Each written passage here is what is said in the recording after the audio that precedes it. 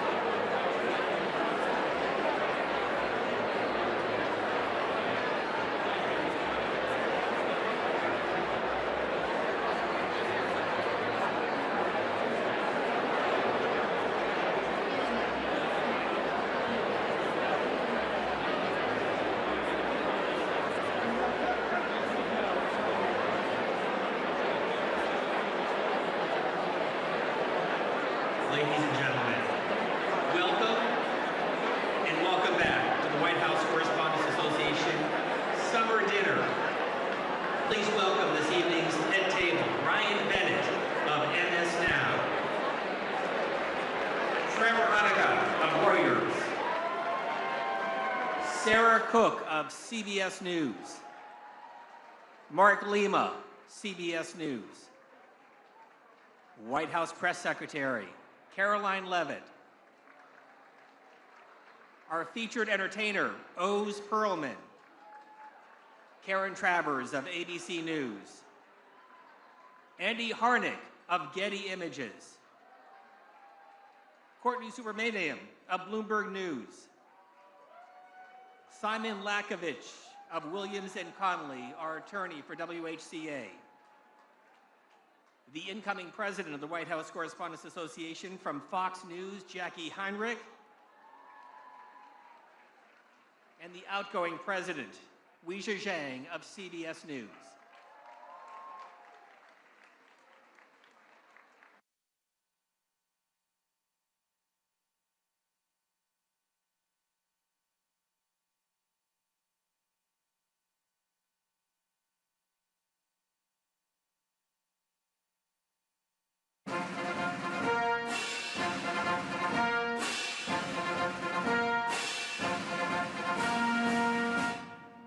Ladies and gentlemen, the 45th and 47th President of the United States, Donald J. Trump.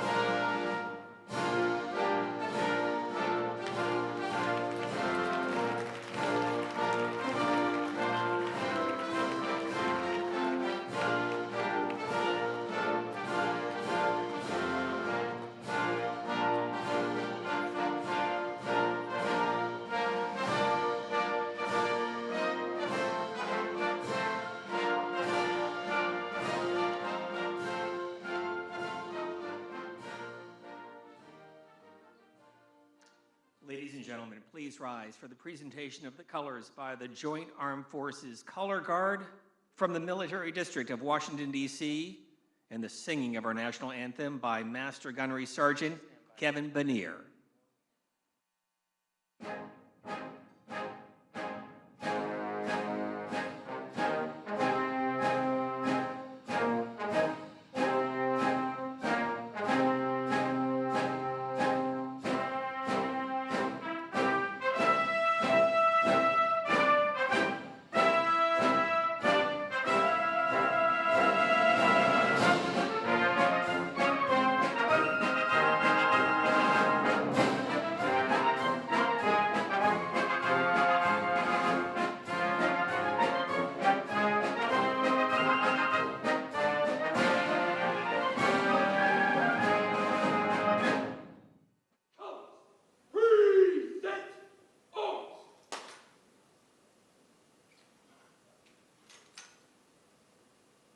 Oh, say, can you see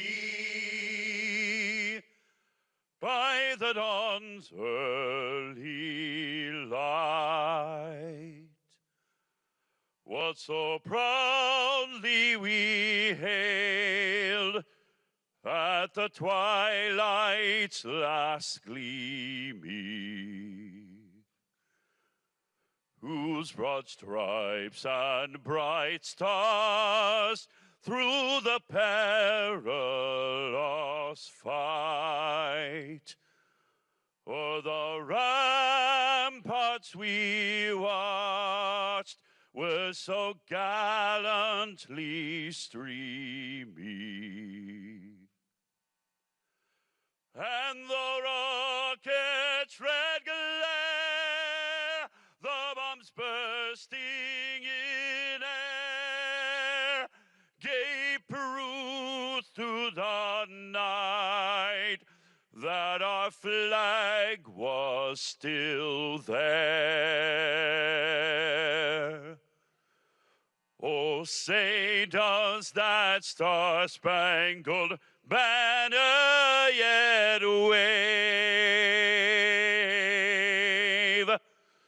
o'er the land of the free and the home of the brave?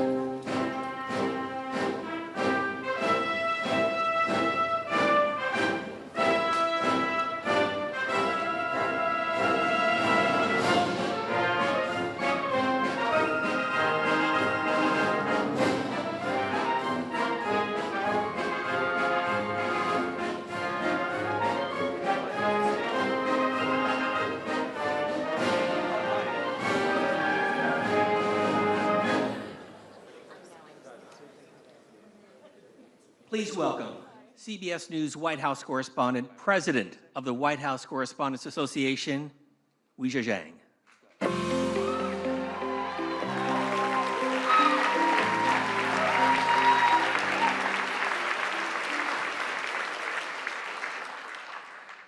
Good evening, everybody.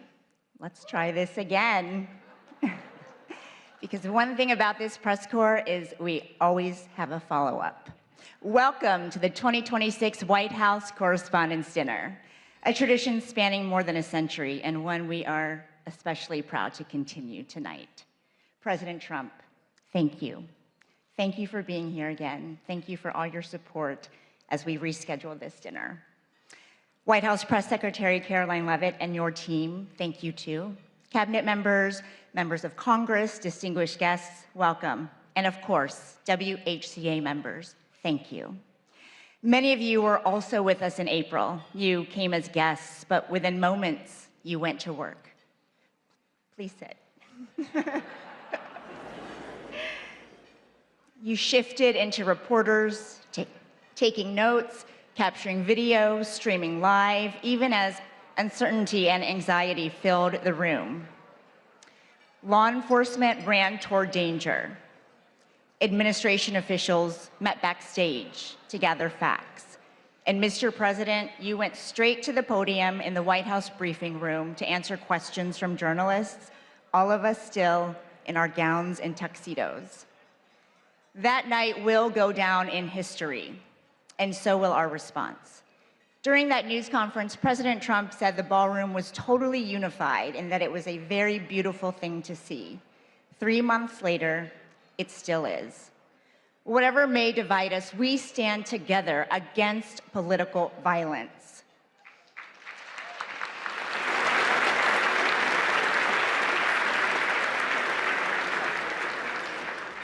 An assassination attempt on our president is an attack on democracy itself. Tonight,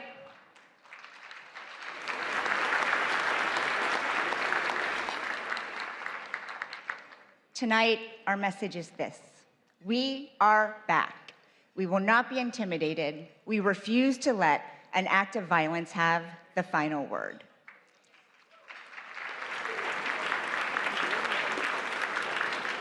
Later, we will honor people whose courage and grace in April prevented the evening from becoming much worse. We'll also celebrate the exceptional work of our colleagues, the students who want to join our ranks, and the First Amendment that protects it all. But first, enjoy dinner and be good to your servers. We'll see you soon.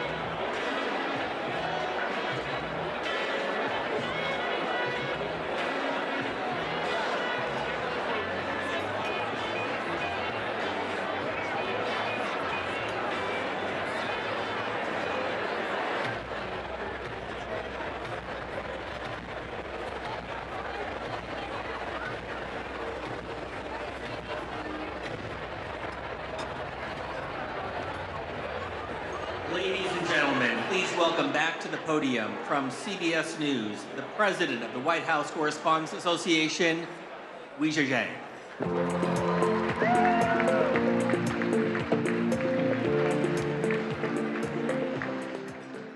Welcome back to the 2026 White House Correspondents' Dinner. I hope everyone enjoyed their meal. Since Calvin Coolidge became the first president to attend this event in 1924, nearly every sitting president has joined us at some point in their term. The tradition is rooted in a simple principle, that a president and the press corps that covers him can share a meal and even a joke. This dinner has never lacked for opinions. I know everyone has a lot of feelings about it, even under normal circumstances, and people ask, should it still exist? But every year, we pack the room. In fact, we just did it twice.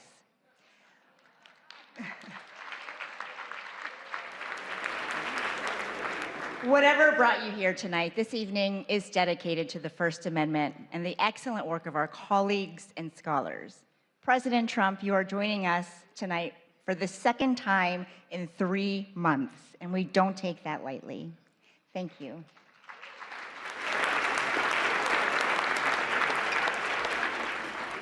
Thank you again to Press Secretary Caroline Leavitt and the White House press team.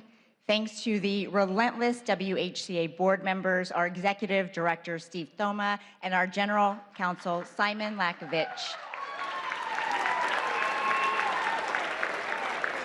for your hard work and friendship. I have to say thank you again to my CBS News family for enduring a second round of dinner planning. And of course, my family, I love you so much.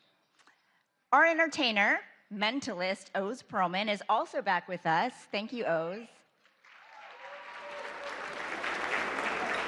For the record, he did guess Caroline's baby's name right last time, and we can't wait to see what you reveal. But you can skip the part where you guess the president's phone number because half the reporters in this room already have it. Finally, on behalf of the White House Correspondents Association, I also want to thank supporters from around the world, across the political spectrum, who sent well wishes after a shooting interrupted our event in April. Many of you are joining us on live stream, and C-SPAN is the crew as it was that night. Photographers and technicians were under the stairs where the shooter was, but they never stopped rolling their cameras and transmitting live footage despite the circumstances. Thank you.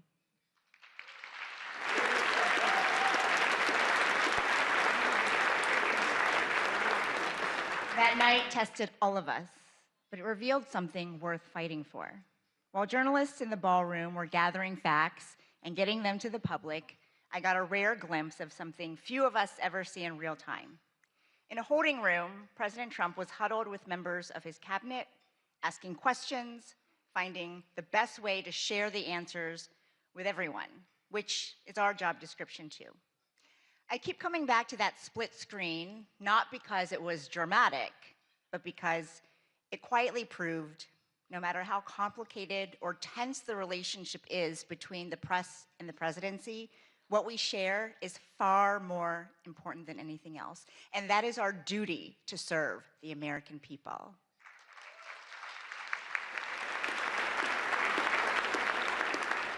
As our country continues to celebrate 250 years of its extraordinary story, this gathering is further proof that the American press endures with it. Whose broad stripes and bright stars through the perilous fight. The White House Correspondents' Dinner was to be a night celebrating the First Amendment and 250 years of surviving, thriving, and overcoming our nation's many unthinkable challenges. Welcome to the 2026 White House Correspondents' Dinner. But that celebration was stopped by a single gunman in an apparent attempt to assassinate the president. I heard the loud bangs that were going off. It was extremely frightening. I was only a few feet away. We were all told to just get under the tables. And at first, some of the White House officials did too. A whole rush of people started to come up towards the front door. On a night when we are thinking about the freedoms in the First Amendment, we must also think about how fragile they are. And that was very unexpected. The president and the White House press corps proved resilient. This was an event dedicated to freedom of speech that was supposed to bring together members of both parties with members of the press. And in a certain way, it did. So we are together again tonight, proving our resolve and unyielding fortitude. And to celebrate America at 2:50.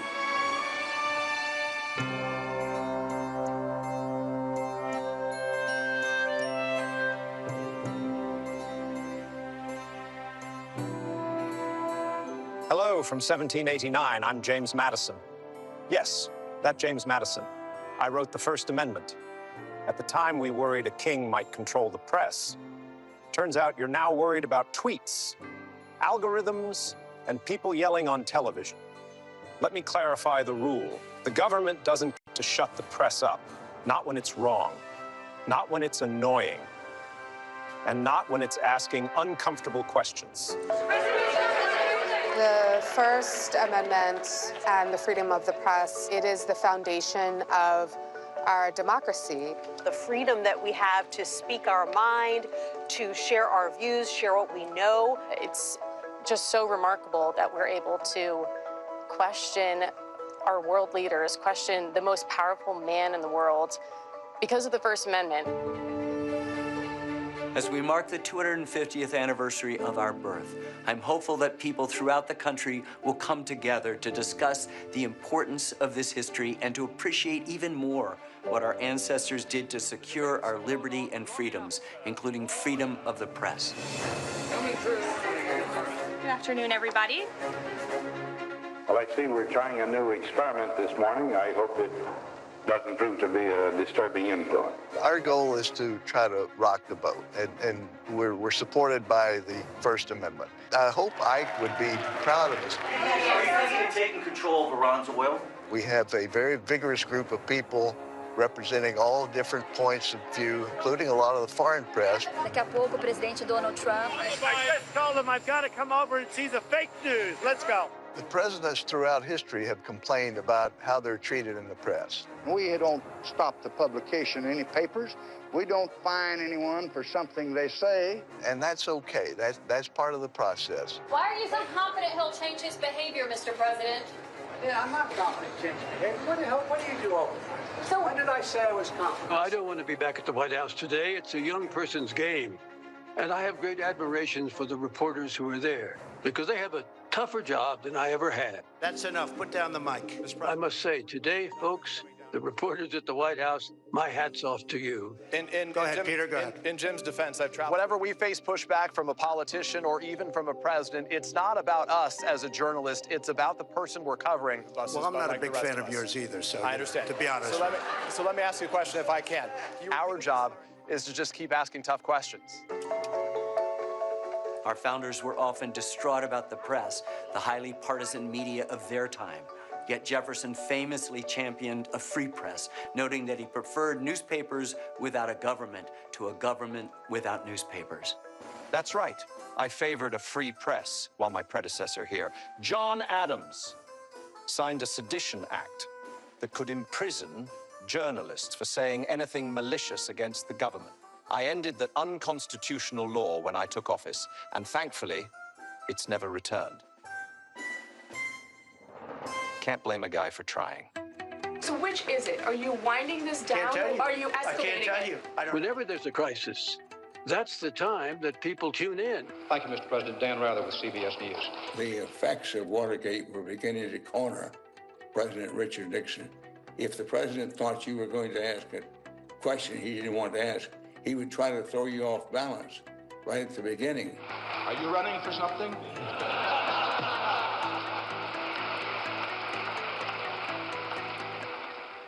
No, sir, Mr. President, are you? Mr. President, in talking about the continuing recession tonight, you have blamed mistakes of the past, and you blamed the Congress. Does any of the blame belong to you? Yes, because for many years I was a Democrat.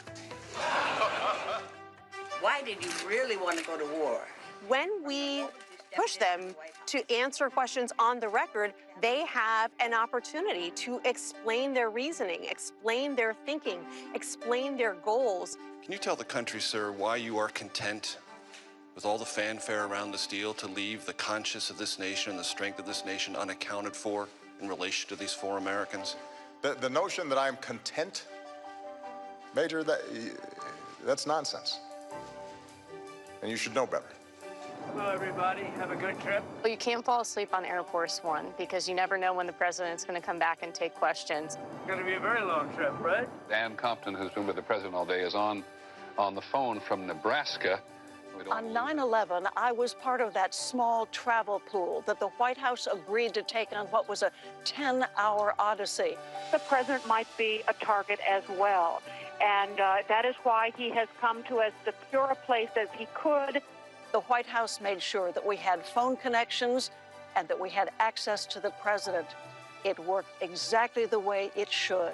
So I dialed President Trump's number, and he picked up, just like anybody else. I just got off the phone with President Trump. It was a roughly 9-minute phone interview. I've covered 5 different presidents. I have never seen one other than Donald Trump who regularly takes phone calls from reporters. New media is massively important to our country. Here's what you missed if you weren't tuned in. We utilize social media to help people understand what we're talking about, breaking it down in digestible ways so that they can understand even the more nuanced news that's going on here at the White House. And today we went through the Rose Garden into the Oval Office to see every single outlet that's at the White House is shaping the national news. All of these outlets have a place here, and all of our audiences deserve to know what's going on in our country and in this White House. I don't think it's unusual for a president to be criticized. That seems to be one of the things that go with the job. As we look back over history, almost without exception, the better presidents at the end of their term have actually thanked the press in the spirit of, you had your job to do, I had my job to do, and that's the way the country goes together. Truth be told, in the greater scheme of things, you are, I hesitate to say this, more essential to that common pursuit than I am. And that's why freedom of the press is and must always be above politics. My friends say, what is it like to deal with the press corps? I said, these are just people that are trying to do the best they possibly can. You're not supposed to be sycophants. You're supposed to be skeptics. You're supposed to ask me tough questions and make sure that we are accountable to the people who sent us here. And you have done that.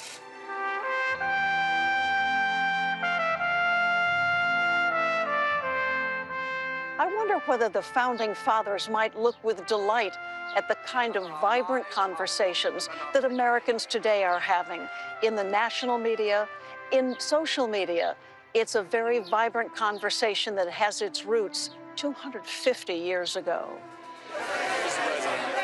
The noise you experience today, though at times overwhelming, is not necessarily a sign of decay.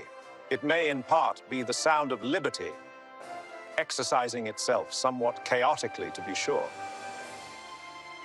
The true danger lies not in a press that is too free, but in one that forgets why it was made free at all.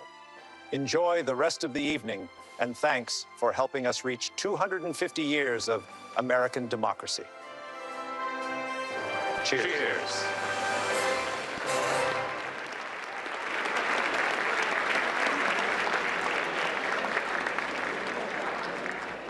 Thank you, founders.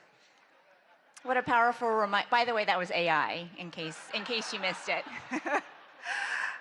What a powerful reminder that generation after generation, White House correspondents have the privilege of writing the first draft of history. Serving as president of our association has been one of the great honors of my life. And as my final act, I was determined to carry out one more event to highlight the strength of our press corps. I am honored to preside over this dinner, but I do have a fact check because technically my last day in office was last week. Our next chapter is in amazing hands with one of the fiercest women I have ever known. She is my wonderful friend, my partner in 2026-2027 WHCA President Jackie Heinrich, who I have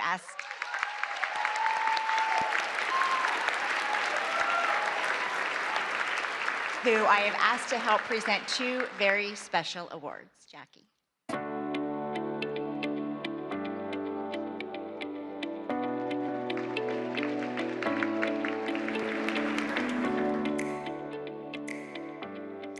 Thank you, Ouija, and good evening, everyone.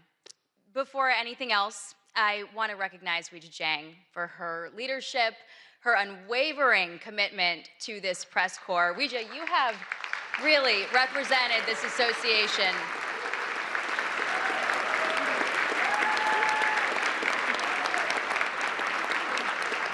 with such professionalism. There we go.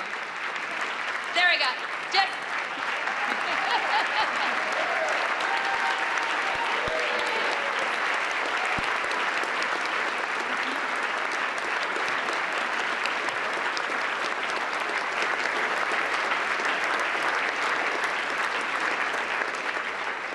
And she has represented this association with such professionalism, integrity, grit, and I am so deeply grateful, not just for your example, but also more so for your friendship. And to our members, I am humbled that you've put your trust in me to lead the White House Correspondents Association for the next year. And I look forward to working alongside all of you as we continue our shared mission. Pursuing the facts without fear or favor, and exercising the freedoms protected by the First Amendment in service of the American people. The attempt on President Trump's life last April was a sobering reminder that democracy is not immune to violence, and the freedoms that we cherish can never be taken for granted. Political violence must have no home in America.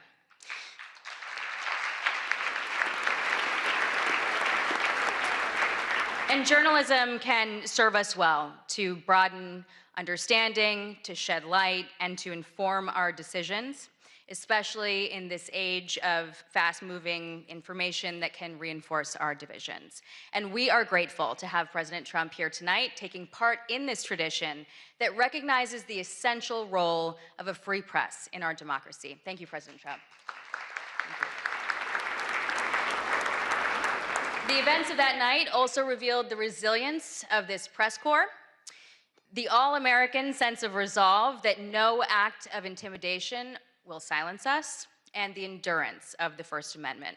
And we're gathered here tonight because we believe that a free press always finds a way forward. And it is in that spirit that the WHCA Service Award was established to recognize exceptional service to this association, and it is fitting that one of the two awards that we are giving tonight goes to the staff of the Washington Hilton. They are hospitality professionals who always put service first.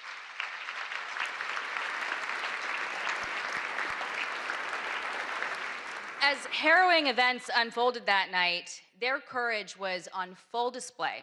The kitchen workers, the ballroom wait staff remained at their posts. When President Trump urged that the evening should continue, they prepared to serve more than 2,600 guests while they were still processing the shock alongside all of us. And when the Secret Service made the necessary call to postpone the remainder of the program, they immediately pivoted, preserving every unserved meal and donating them to local shelters.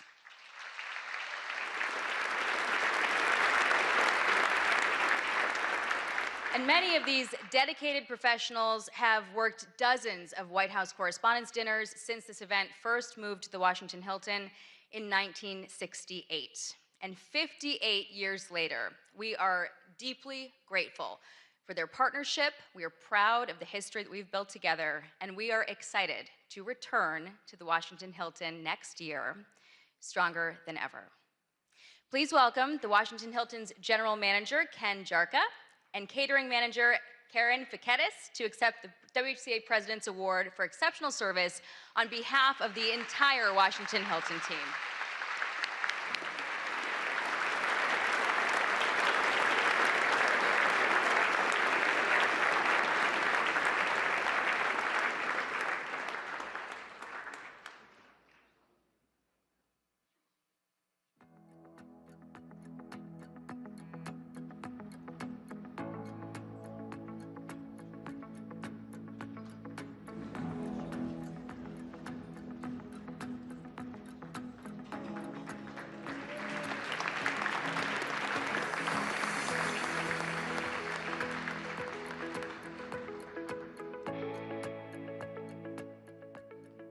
Congratulations, and thank you, Jackie.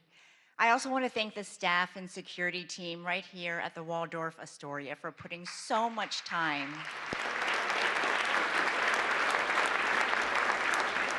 and care into helping us plan this event in a very short notice.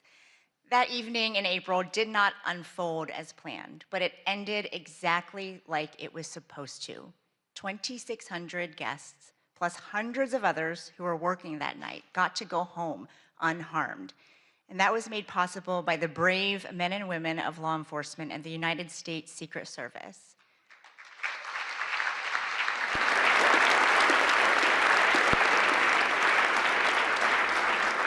On behalf of every person who was inside that ballroom, and every family who got to hear their loved ones say, "Don't worry, I'm okay," we thank you.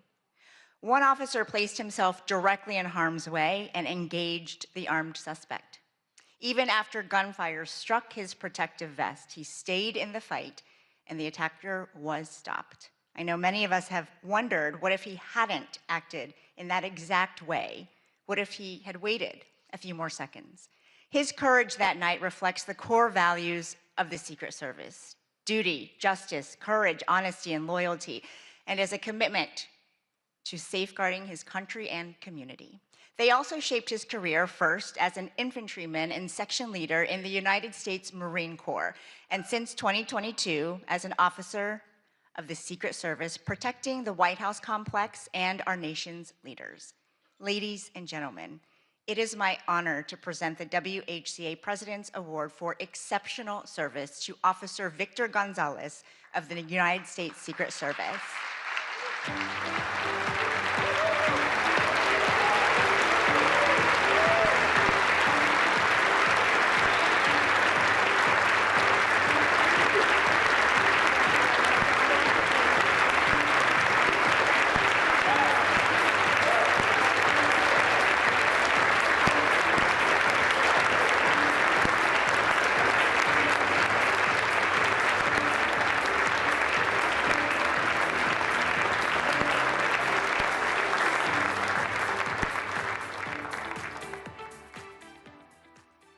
Thank you again, Officer Gonzalez, and to all the law enforcement officials who work around the clock to keep us safe. Democracy is defended in many ways, sometimes with a badge, sometimes with a notebook and a deadline. The White House Correspondents Association started as a group of 50 reporters, and I am proud that our membership hit a record number in 2025, more than 1,000 people, including many from new media outlets. Our press corps covers the presidency at all hours of the day in their personal lives. They miss out on a lot so that the world doesn't have to. If you are a past WHCA president here tonight, please stand.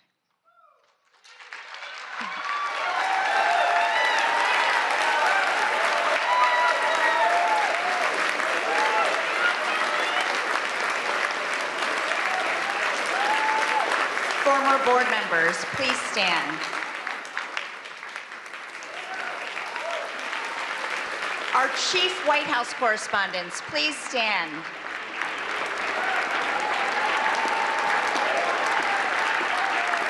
All current White House correspondents, reporters, producers, photographers, visual and audio journalists, please stand.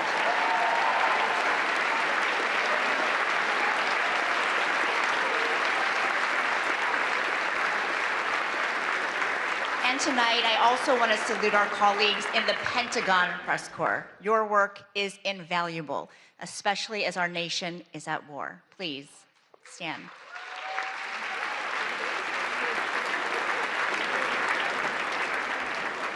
And now we turn our attention to future White House correspondents, our incredible scholarship award winners. Please welcome our Scholarship Committee Chair, who also serves as the WHCA Secretary, Brian Bennett of MS Now.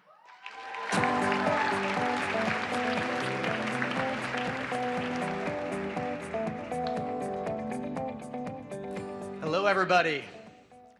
It means so much to be back together tonight. This is the part of the dinner each year that I look forward to the most. We have an incredible group of young journalists with us who are the recipients of this year's White House Correspondents Association scholarships. Since 1991, the WHCA has awarded scholarships to hundreds of journalism students. This year, we are helping fund the education of 30. Let me pull out my remarks here.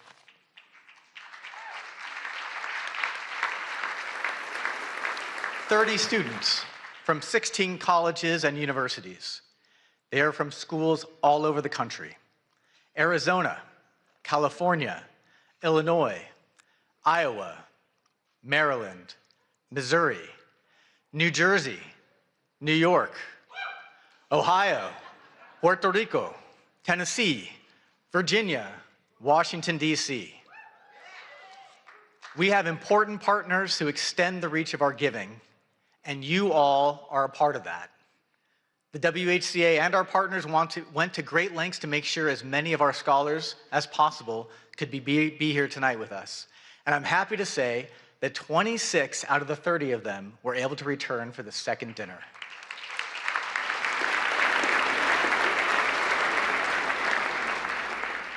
Some came back to DC from far away. Many were already here in Washington for the summer for journalism internships. When the April dinner was interrupted by the shooting, a lot of the scholars did what journalists do in dangerous situations. They started reporting, and they reported for their college newspapers.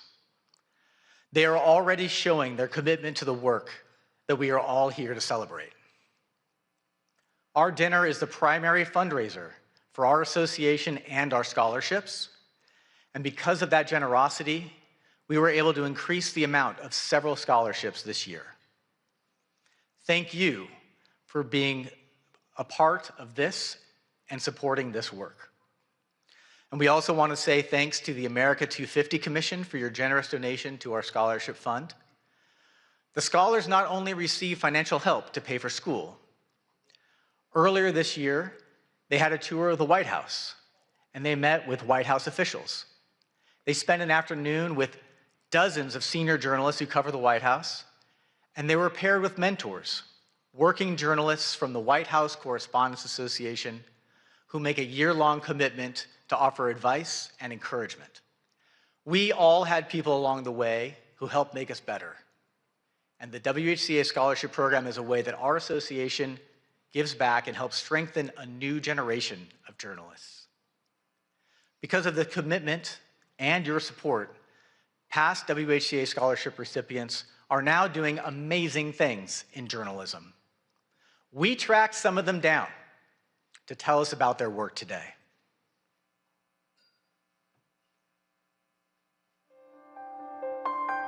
Being a White House Correspondents Association scholar opened up a new world for me. Being a scholar meant that I could have the financial freedom to do what I wanted. Being a WHCA scholar gave me access to so many mentors and a world of opportunities here in Washington, D.C. It gave me the chance to connect with other journalists, other members of the association. Journalism is important, and especially here at the White House, where every day, every hour, every minute even matters. The decisions that are made here impact people across the country and around the world. The idea that you get to be a part of the first draft of history, it all is extremely inspiring and drives me as a journalist. There are so many pinch me moments covering the White House, watching world leaders arrive here, walking into the press briefing room, getting to see Marine One land on the South Lawn, and getting to ask the President of the United States a question directly. Being selected as a White House Correspondents Association scholar has played a huge role in my career. I was there as President Biden gave a toast to the freedom of the press, and also as Kim Kardashian strutted across the runway and posed for pictures among a room full of talented journalists. The stars, the outfits, the photographs. And I remember too, that was the year that Brittany Griner had just returned home, and so being able to see her was really emotional. I was also inspired looking around at all the different scholars and how excited they were, and I think their excitement influenced my excitement about it. And it really was an eye-opening experience about just how important this role is. This White House press corps is not a mythical world. it exists, and it is something that I can aspire to be a part of. And I owe a lot of credit to the WHCA for getting me here. So many journalists involved in this organization were willing to chat with me, to invest in me. And it's a cycle because of what they were able to pass on. I hope that I can play a role in doing that for the next generation as well.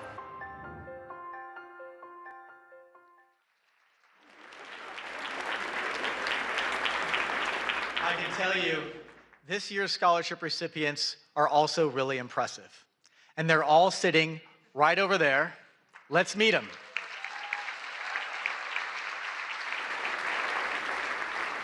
Please stand as I read your name. From American University, Louisa Clausen. From Arizona State University, George Headley, Elisa Horton, and Kyle Sikinski. From Hampton University, Kristen Fluellen and Jade Abubakar. From Howard University, Tatiana Allen and Madison Maynard and Sanyu Lakoma. From Iowa State University, Eric Anderson. From Northwestern University, Jacques Aburizik, Caitlin Bender-Thomas, Samantha Freeman. From Iowa University, Nyla Gilbert, Aidan Ryan, Emily Stokes. From Princeton University, Ina Marcia. From Sagrado Corazon University in Puerto Rico, Iana Sotovalle. From Syracuse University, Ben Bassick. From the University of California, Berkeley, Hae-Yoon Cho. From the University of Kansas, Julia Hansen. From the University of Maryland, Laura Charleston, Lillian Gray, Dana Matthews, Ashley Nehra. From the University of Missouri, Callie Fowler, Tyler Kirwan, Fletcher Mantooth. And from the University of Tennessee, Abigail Fanning. Congratulations, scholars. Please be seated.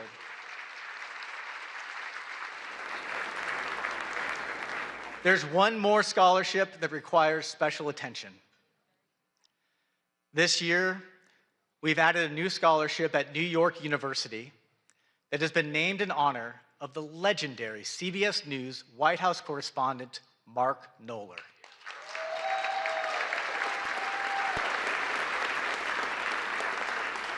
As you all know, Mark passed away in August. And if you needed to know how many times the president had been to Camp David, or went on vacation, or played golf, Mark Knoller always had the facts. And he was always willing to share. To remember Mark and to commemorate the new WHCA scholarship at his alma mater, NYU, here is a tribute put together by his friend and CBS News chief correspondent, Major Garrett. I'm Mark Knoller, CBS News, and you could say that I'm kind of the CBS News numbers man at the White House. You could say that, but that's less than half the story. Can you justify your role? Mark did keep a log of presidential actions, everything from speeches and press conferences to vacations and foreign trips. By my count, President Obama had 65 domestic trips in 2010, spanning 104 days. Knoller's numbers were so precise, White House aides used them to backfill or correct their own records. Historians and journalists came to rely on Knoller's database, which he never hoarded, always shared. Mark? Knoller. Mark Knoller. Knoller considered that database the heartbeat of the presidency. To understand and cover a president, you had to know and remember all of a president's actions. President Obama does like to play golf. Since taking office, he has played golf 57 times. I'll be glad to answer a couple of questions. Mark Knoller, are you with us? You bet. Those who watched Knoller work were left in awe. Every White House reporter logs long hours. None logged as many as Knoller. I'm one of those lucky people that gets to work at something he loves doing, and so I really don't feel as though I'm sacrificing anything, spending long days here. Prolific and accurate reporting mark Knoller's hallmarks, which serve the presidency and the nation well.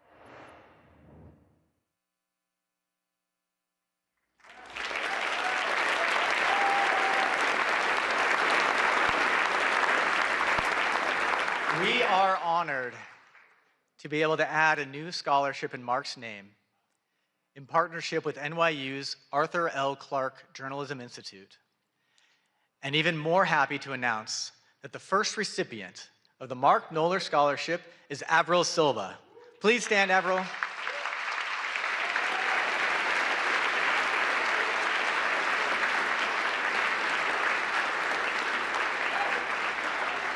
Ladies and gentlemen, this year's WHCA Scholarship students. When you see them tonight, offer them advice and offer them jobs. Many of them are already doing amazing journalism. They're all superstars. Thank you very much.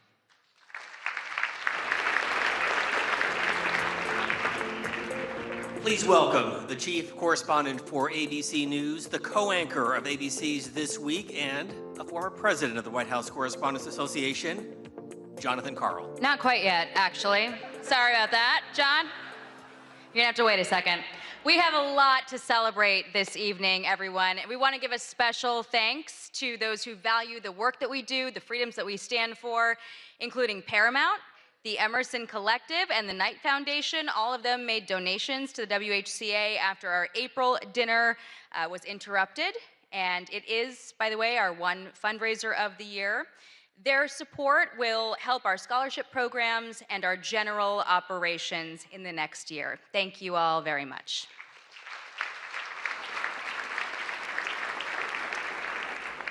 All right, now it is my pleasure to introduce two former White House correspondents who have served this association with distinction. They exemplify excellence in our field. They will help us recognize tonight's award winners. Jonathan Karl is the chief Washington correspondent for ABC News. He is the co-anchor of This Week, and he is a former president of the WHCA. He's got over 3 decades of experience in Washington. He's covered 4 presidents, 14 press secretaries, and just about every major beat in the city. And through it, he has earned many of journalism's highest honors, including some of the very awards that we are presenting tonight. But first, to recognize our journalism awards, we have one of the country's defining voices with us tonight, Wolf Blitzer.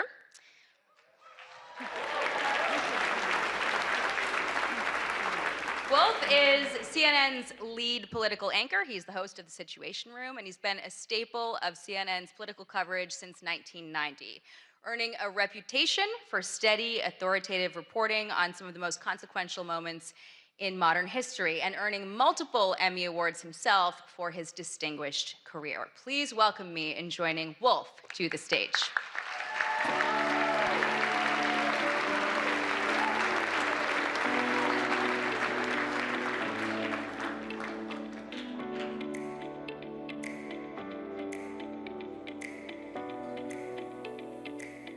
I'm standing up. Thank you very much for that really nice introduction. I'm so grateful, I'm so honored to be with all of you this evening. Each year, a panel of independent judges review dozens of entries for the 5 major WHCA Journalism Awards. And it's my honor tonight to announce this year's winners. And I'd like to point out that this is really a special night for me. I don't know if many of you were at the first White House Correspondents Association dinner in April, but it was, for me, it was very memorable indeed. And I can report this time, after the first course, I did not go to the men's room.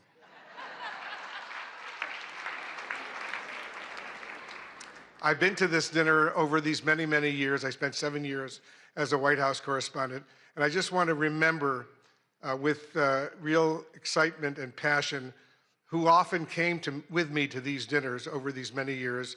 And that was the man who hired me at CNN, the man who created CNN, the late Ted Turner, who recently passed away. And he was not only a mentor and a good friend, but he loved journalism, When he hired me, he said, remember, Wolf, we're the cable news, capital N, capital E, capital W, capital S network. This is where the news comes first, and don't forget that. Forget about your own personal opinions. Just report the news fairly and accurately, and if you can, do it first. And that's what I've been trying to do over all of these years. So let's remember Ted Turner, what he did for not just for CNN, but for CNN and all of the news organizations over these many, many years. The Aldo Beckman Award for Overall Excellence in White House Coverage, named for the late Chicago Tribune correspondent and former association president Aldo Beckman, goes to, and let's give him a big round of applause, Josh Dawsey of the Wall Street Journal.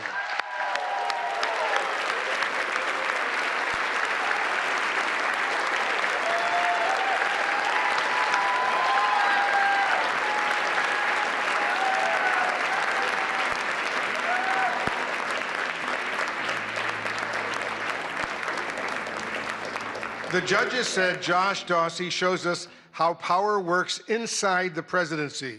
And over the past year, his reporting has revealed how decisions are made, who influences them, and how power is exercised at the highest levels. Josh Dawsey went far beyond the deluge of breaking news to offer invaluable insights that can only result from deeply sourced enterprise reporting. In the tradition of Aldo Beckman, he exemplifies integrity, persistence, and a steadfast commitment to holding power to account. Ladies and gentlemen, the WHCA is pleased to give the Aldo Beckman Award to Josh Dawsey.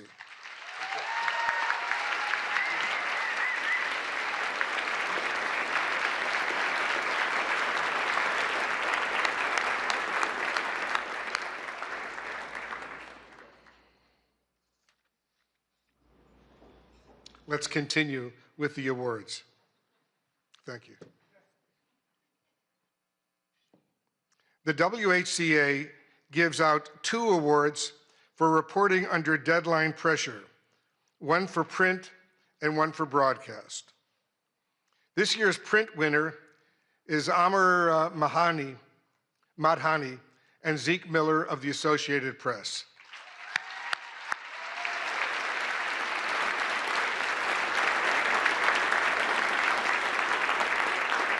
When sources leaked that Trump administration officials were attempting to purge the National Security Council of staff deemed not sufficiently aligned with the president's agenda, Madhani and Miller quickly moved to verify the claim. They uncovered an unprecedented vetting process. NSC staffers were asked about their past political contributions, voting records, and social media posts as a gauge of loyalty to the president. Ultimately, more than 150 NSC aides were removed, resulting in the loss of considerable foreign policy expertise. The story that Madhani and Miller produced is as consequential as it is revelatory. Please welcome Zeke Miller accepting the award on behalf of the team.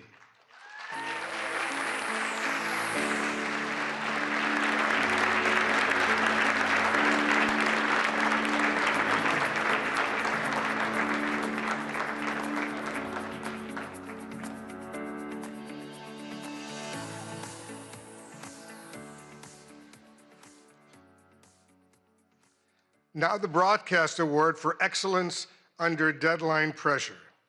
And this year's winner is my colleague and very good friend, Caitlin Collins of CNN.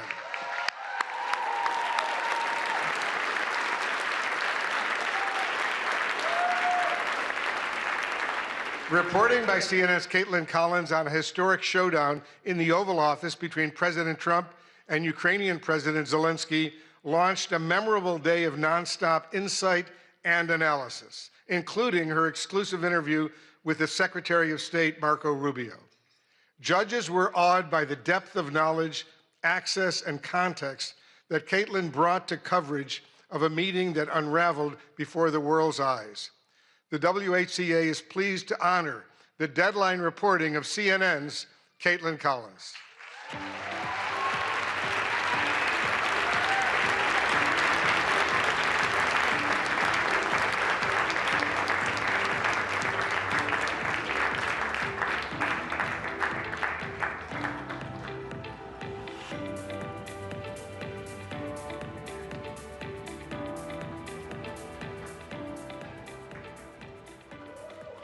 Let's give Caitlin another big round of applause.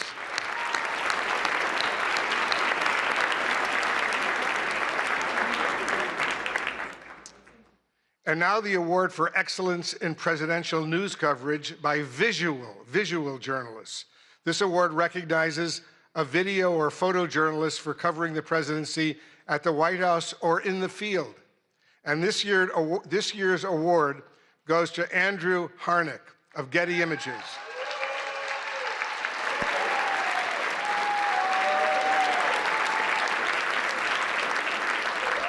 He captured the moment an Oval Office visitor collapsed during an event. And from the judges, they say this: through sharp timing, layered composition, and visual irony, this photograph expertly documents a true split-screen moment in real time. The president's orientation and posture inadvertently echo the statue to his right, while the other half of the frame is defined by movement. A truly striking image of contrast, skillfully captured in a chaotic moment. Please join me in congratulating Getty Images photographer Andrew Harnick, who also represents still photographers on the WHCA board.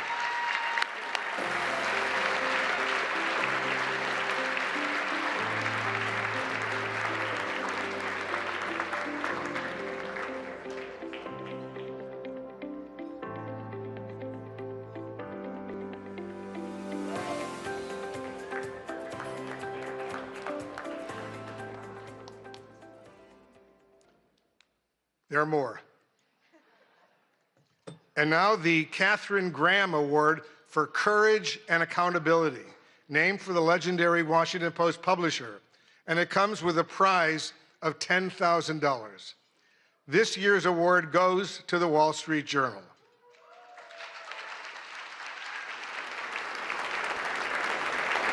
The Journal's courageous reporting on President Trump's past relationship with financier Jeffrey Epstein triggered the release of the so-called Epstein files, thousands of documents that might otherwise have remained hidden from the public. And despite the president's threat of a lawsuit, the Journal published a story about a provocative letter to Epstein bearing President Trump's signature.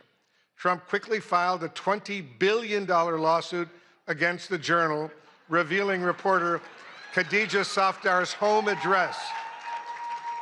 Her family had to be relocated. The Journal was kicked off of Air Force One, but the reporters continue to file revelatory stories. Please welcome the winners of the Katharine Graham Award from the Wall Street Journal: Khadija Safdar, Sadie Gurman, Annie Linsky, Josh Dawsey again, Alex Leary, Rebecca Ballhaus, and Ryan Barber. Their colleague, Joe Palazzolo, could not attend tonight.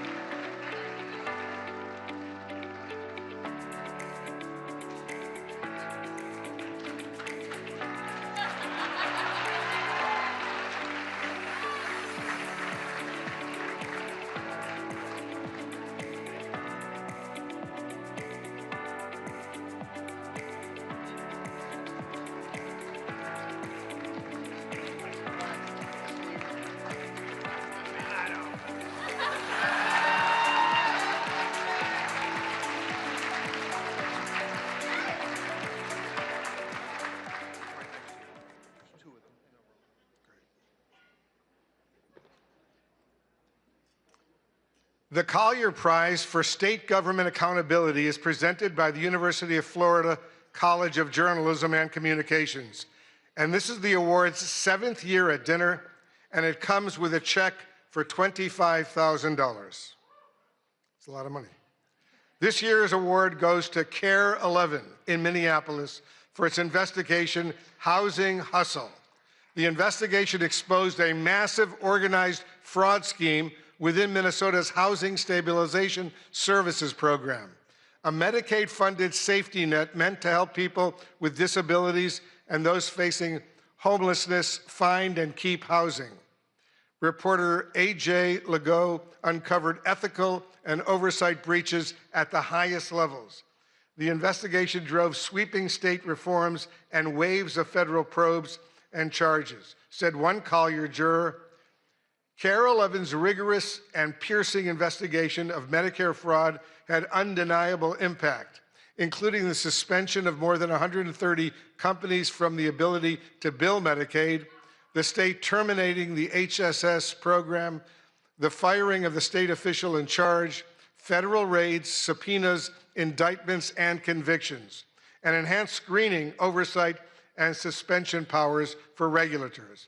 Here to accept the award from KARE 11, our reporter A.J. Legault and producer Gary Knox.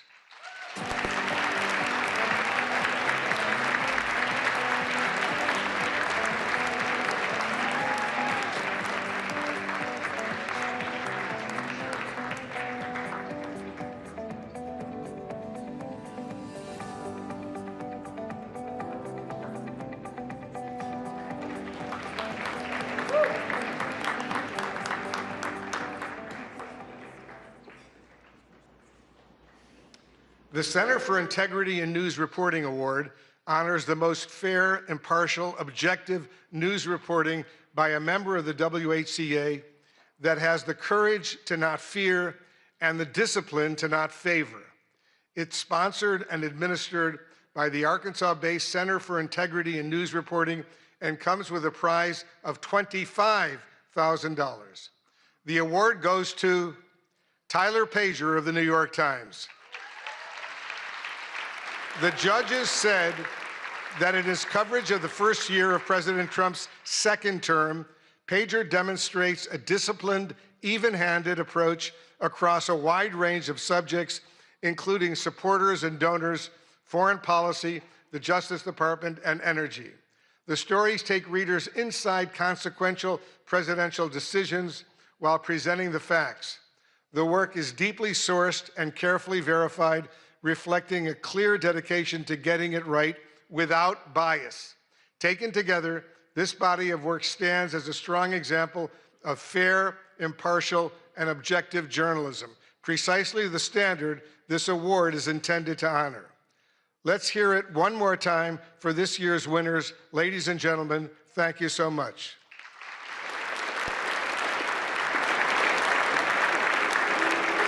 But before we do that,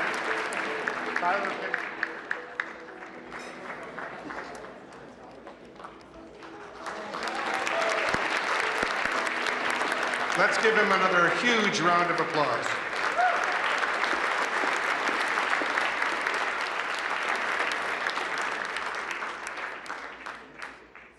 And it's now my pleasure to introduce my good friend, longtime colleague, Jonathan Karl.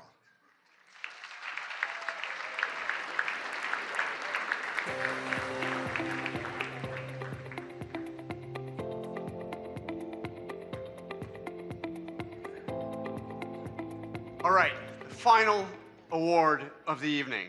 It is a high honor to present the award created to recognize the fierce and fair women who cover the White House every day.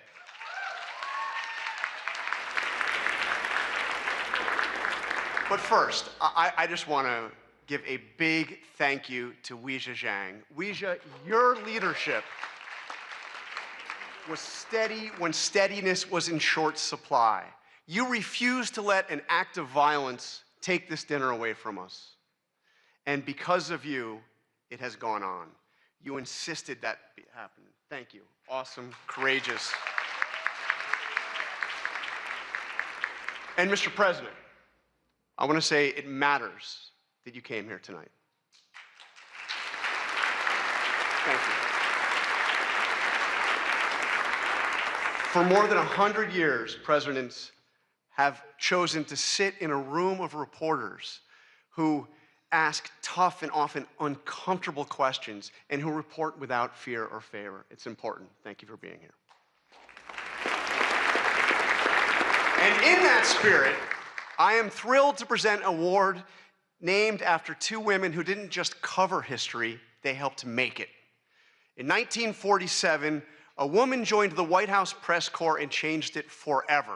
Her name was Alice Dunnigan. She was the first African-American woman ever credentialed at the White House.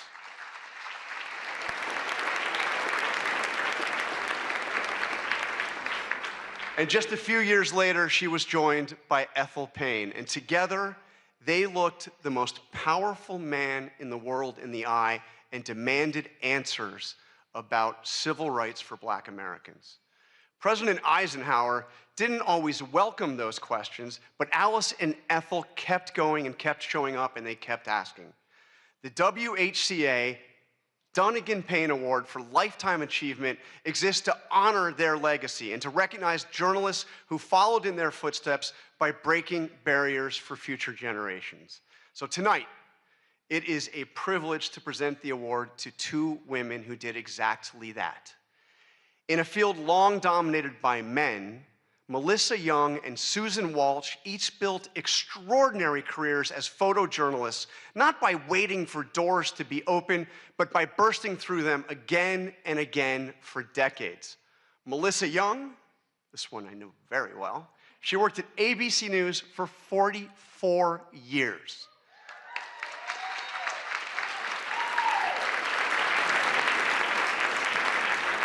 She began in local television in Miami and worked her way to Capitol Hill and the White House, where she was one of the first female photojournalists in the press corps. Melissa documented the presidencies from Ronald Reagan to Donald Trump. She covered campaigns, secretaries of state, and defense. She reported in disaster zones, war zones, all around the world.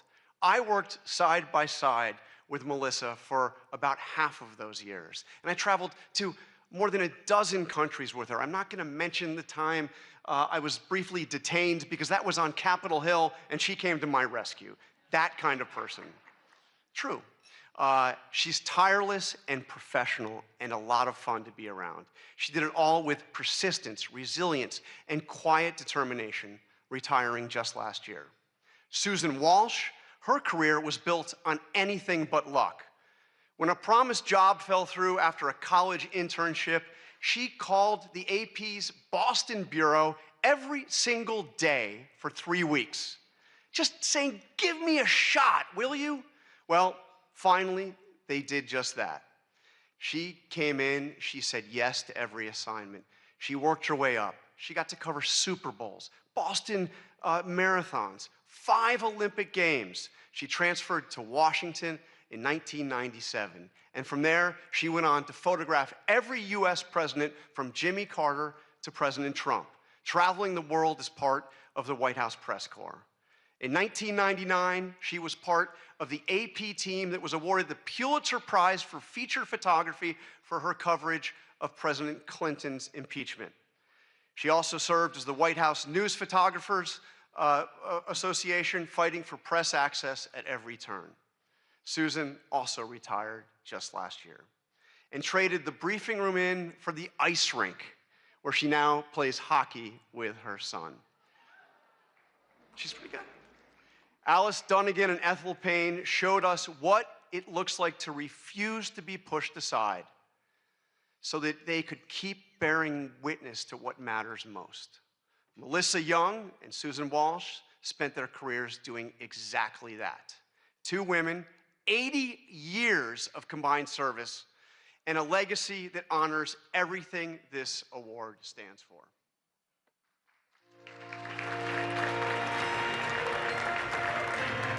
My job gave me purpose. I had a lot of fun.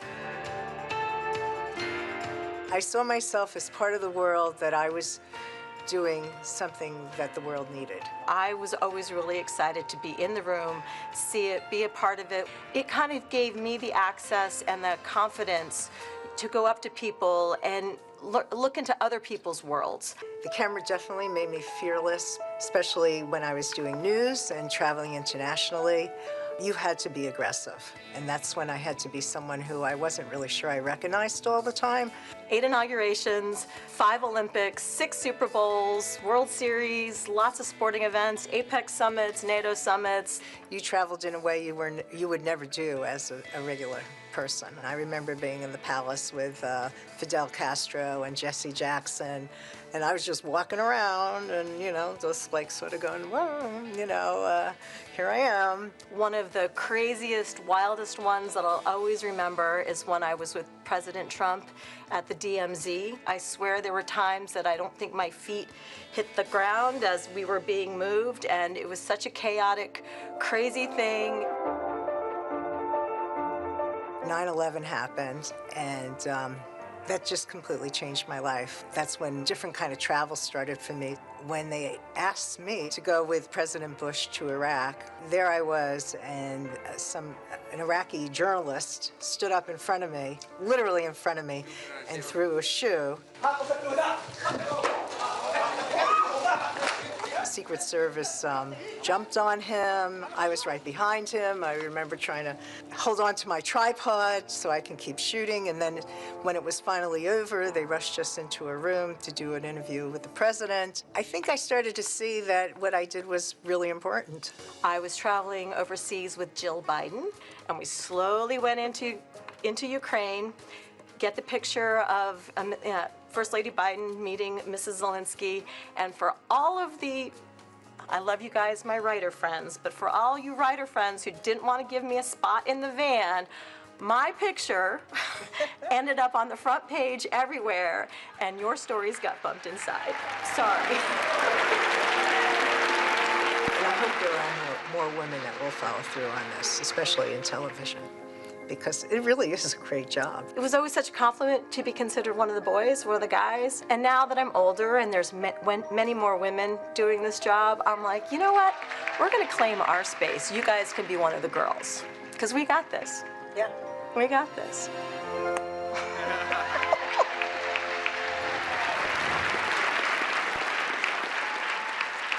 All right, please join me in welcoming Susan and Melissa to the stage.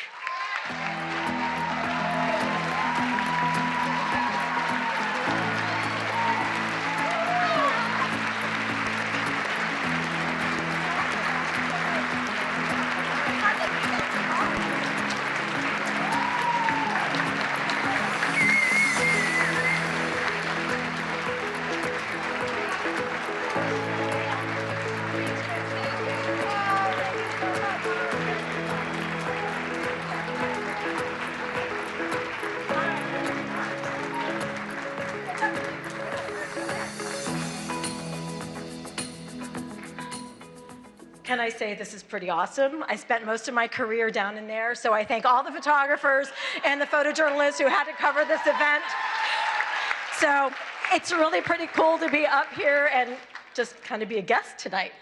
But they were gracious enough to give me an opportunity to say some things, so I'd like to say some things. First, Ouija, Jackie, and the entire Correspondents Board, I just want to thank you guys so much for selecting me this year, me and Melissa. I hope not to get emotional here. This award means like the world to me. Oh, I'm such a sucker. Sorry. I got this. This award means so much, not because it's named for two incredible trailblazing women, but because honestly, I felt that this association didn't always value what we did as photographers. And, there were many times that Melissa and I were the only two women in the White House travel pool. And I just have to say, things have changed, and I love it. So there's a whole lot more women out there, so yeah.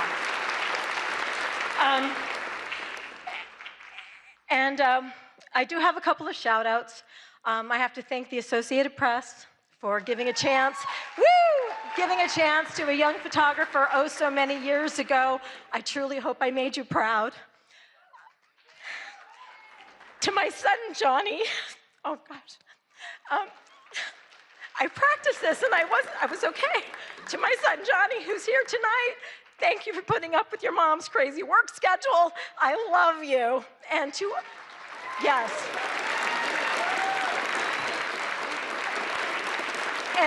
And to all my friends and colleagues that I've traveled the world with, your camaraderie, your support, and most importantly, your laughs have been absolutely the best. And in my retirement, I absolutely miss that the most. So thank you for all of that. And then finally, To all the journalists out there who are working incredibly hard to report the truth, despite access issues, insults, and subpoenas, keep it up. Your work matters, and we need you now more than ever. Thank you so much for all you do.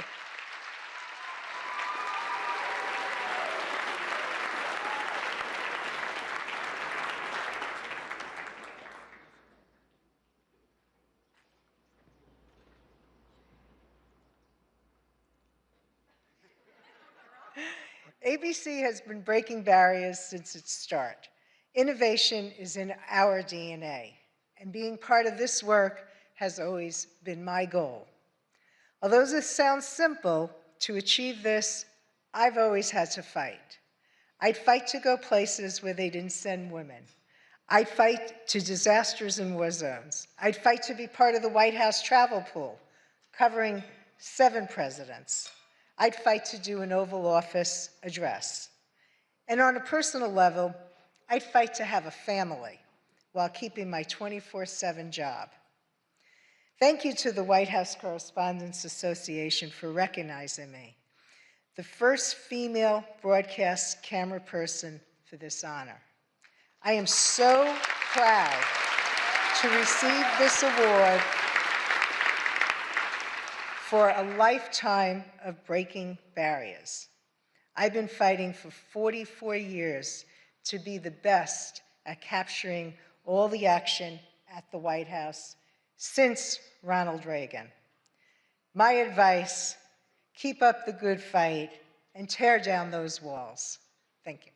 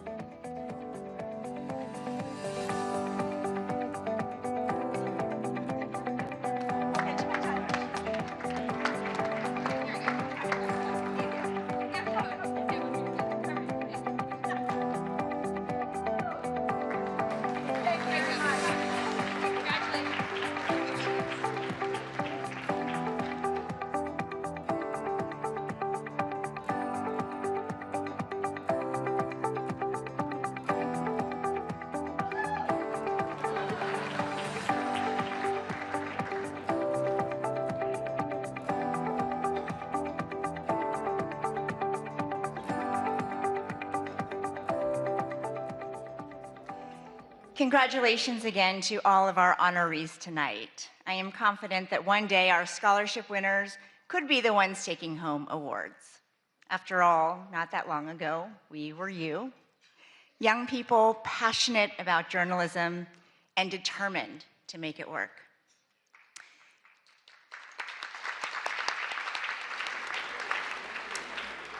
I've been thinking a lot about my own journey to this podium tonight. I grew up in rural West Virginia, in a town at the foothills of the Allegheny Mountains, a town called Buchanan, population 5,500. Those images of the devastating floods that you've been seeing are from my hometown. My heart, thoughts, and prayers are with everybody there.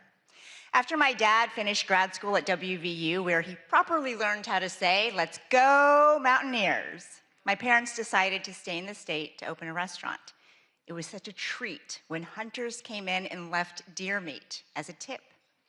On Sundays after church, families packed into the dining room, all dressed up. My mom learned every customer's name, their favorite dishes. I worked the cash register, topped off glasses of sweet tea, and did my homework in the corner booth. A day like that seemed ordinary at the time. Looking back, to think that days like that could be considered ordinary is the most powerful reminder of how extraordinary America is. My dad came to the US as a student with just 67 bucks, or as Frankie might say, 6-7. My mom holding a small suitcase in one hand and a toddler, me, with the other. Yet they built a new life, a successful business, and a real future. Our Chinese restaurant was the first in my town. Of those 5,500 residents, the Chinese American population of Buchanan was 3, my mom, my dad, and me. Growing up there was not always easy. Most folks had never laid eyes on people who looked like my family, but far more often than not, the community was welcoming and generous. Turns out deer meat is great in a stir fry. In Mandarin, the word for America is Meiguo. It literally means beautiful country, and I love that. America the Beautiful was never only about her landscapes or landmarks. It has always been about the promise that no matter where you come from, you get a shot at chasing your dreams. My dreams began right there in that family restaurant. A small TV in the back was often turned to the news, my dad's go-to for learning more English. In the middle of dinner service, it was the CBS Evening News anchored by Dan Rather and Connie Chung. I was hooked. In middle school, I won a contest to be a student reporter for a national news show called Channel One. And when a local news crew came to cover it, they learned just how big my dreams really were. I hope to be the next Connie Chung and better. That's kind of hard, but that's my goal. And so I'm going to work very hard at trying to be a broadcast journalist.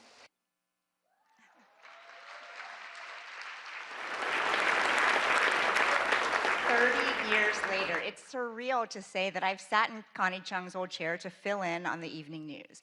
And Connie and I have talked about how the White House beat and the White House Correspondents Association used to be a little bit of a boys' club. For decades, women could be members, but they were not invited to sit at this dinner until 1962, when a woman who would become Dean of the Press Corps insisted. Thank you, Mrs. Helen Thomas.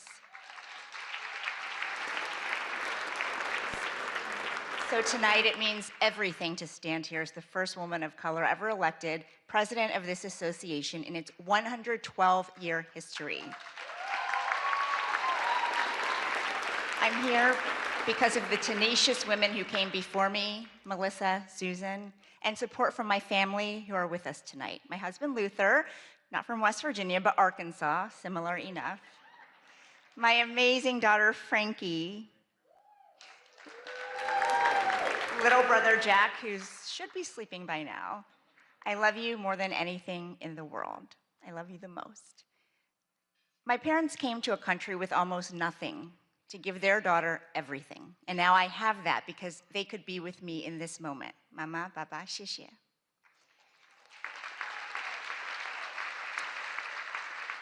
And sitting with them, my middle school video production teacher, Mrs. Diane Williams, who spent countless hours on my submission for that contest that changed my life.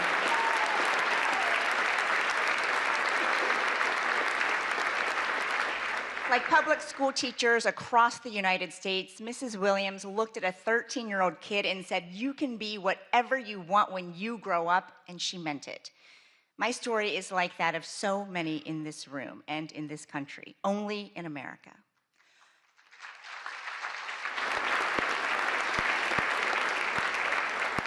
Only in America could a little girl born in China and raised in Appalachian coal country make her way to the Oval Office to ask questions of the President of the United States.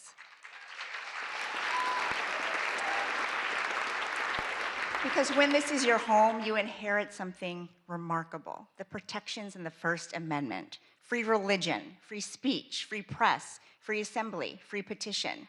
This fundamental right belongs to everyone. And that's exactly who the founders were thinking about when they protected a free press. Everyone, all Americans. They were not thinking about reporters. A free press is not a favor to journalists because we're special. We are not special. But America is. No matter who you are, the freedom to criticize without fear of being destroyed, that's not a bug in our democracy. It's supposed to be the feature. In 1786, writing from Paris, Thomas Jefferson told his friend back in Virginia, "Our liberty depends on the freedom of the press, and that cannot be limited without being lost." 5 years later, that thought was enshrined in the Constitution, after Jefferson urged James Madison to include a Bill of Rights. Many founders couldn't stand the press. Some things never change. But they understood if our access is restricted, it's really the people's access to information that is limited. If the media faces government pressure or censorship, it's the people who end up knowing less. That was true then, and it's true now. But having press freedom comes with a tremendous responsibility. We can't demand accountability without practicing it. Criticism of the media can be unfair. It can also be legitimate. We get a lot right, but sometimes we get things wrong. We mistake proximity to power for understanding it. And at times we get trapped in our own bubbles. There is a difference though, an existential difference between criticizing the press and trying to undermine it. One is healthy and it makes all of us better. The other is exactly what the founders hoped to prevent. Around the world, press freedom is not guaranteed. In many countries, reporters who criticize the government are detained without trial, their stories erased. In the worst cases, they never make it home. Tonight, we think about all of them, and we think about the protections that set us apart as a nation. Just 20 days ago, America turned 250 years old. The First Amendment is a big part of how she made it this far, and it falls on all of us to make sure it carries her through to the next 250 and beyond. President Trump, I've covered you for a long time, and so have many reporters in this room. When we ask questions, you push back, you give us answers, and we push back. You have always been a deal guy. Well, that's the deal. And the First Amendment is a done deal. And that's what we toast tonight, the freedoms that brought us back together even after they were threatened. So let's raise a glass to what makes ours a beautiful country.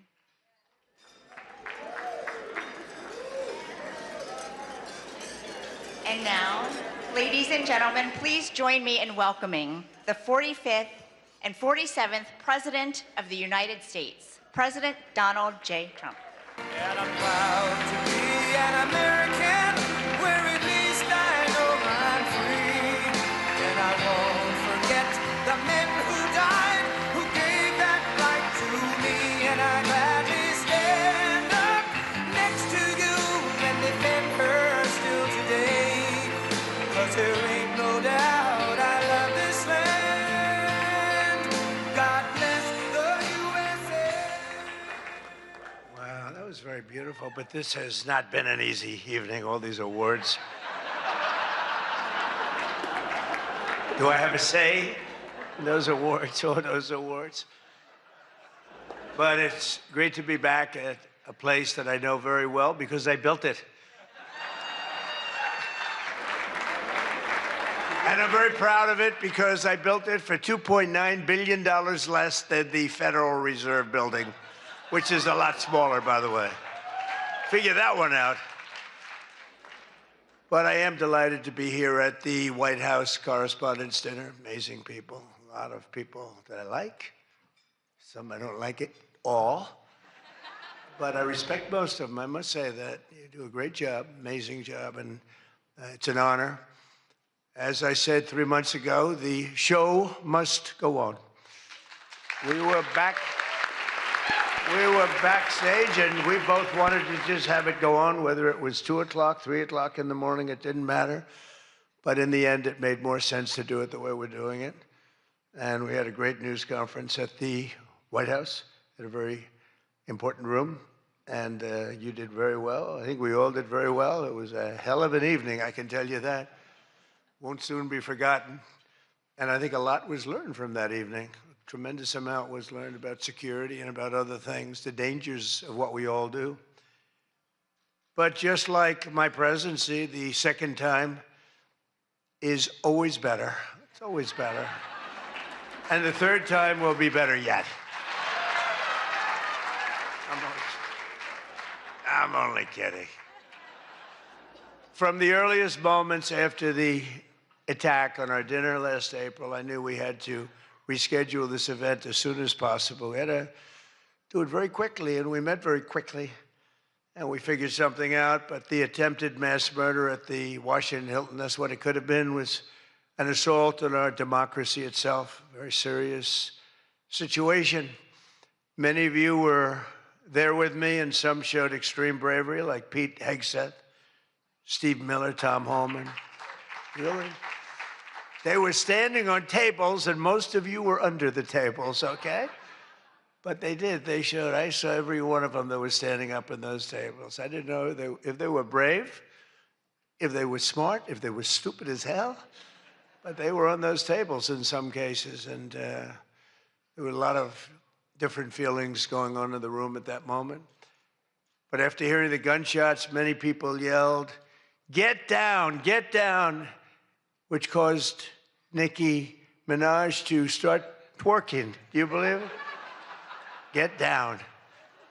She's the only one that really understood what that meant. It's quite an evening. But tonight we come back together to answer that heinous attack with unwavering resolve. And every one of us here this evening to show that in America, we do not yield to political violence. We can't do that. Can't do it. So in this country, we believe in freedom of speech. We settle our differences not with bullets, but with open and vigorous debate. And no deranged loser with a gun will ever change that. We can't let that ever happen. There are a lot of very dangerous people out there. We can't let it happen. I want to begin by expressing our gratitude to the incredible men and women who put their lives on the line every day to protect my family and myself, all presidents, and lots of others. That's the United States Secret Service, so I appreciate it very much. And Sean and the whole group, amazing job. Amazing job. In recent months, they've repeatedly responded to threats with speed and professionalism and extraordinary courage, and there is no better example of that than Officer Victor Gonzalez, who we just met. It was amazing. What he did was amazing. When the would-be assassin charged the checkpoint at speed, he was fast. You know, when you looked at that, you had to look at it about 10 times before you really saw what was going on. He was quick, nasty. The gun made him nasty, actually.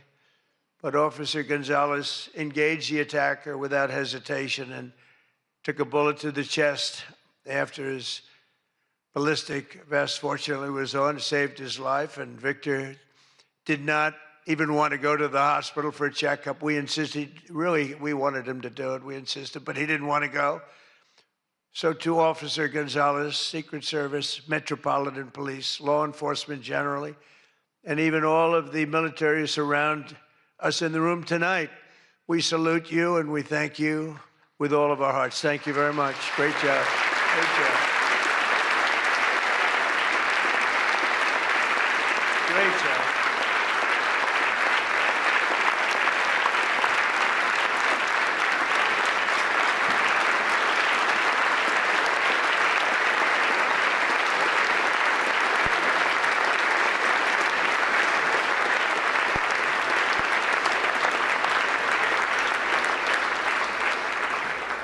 These are great people. So this evening we're picking up right where we left off, so let's have a little bit of fun, you know. I said, what do we do here? Is this supposed to be fun? Am I supposed to be serious? Am I supposed to be a comedian? So I guess you said maybe a little bit of everything. I know one thing, I could never have done the speech that I had ready just a short while. Oh, that was going to be a doozy. I was so psyched. I was going to rip people.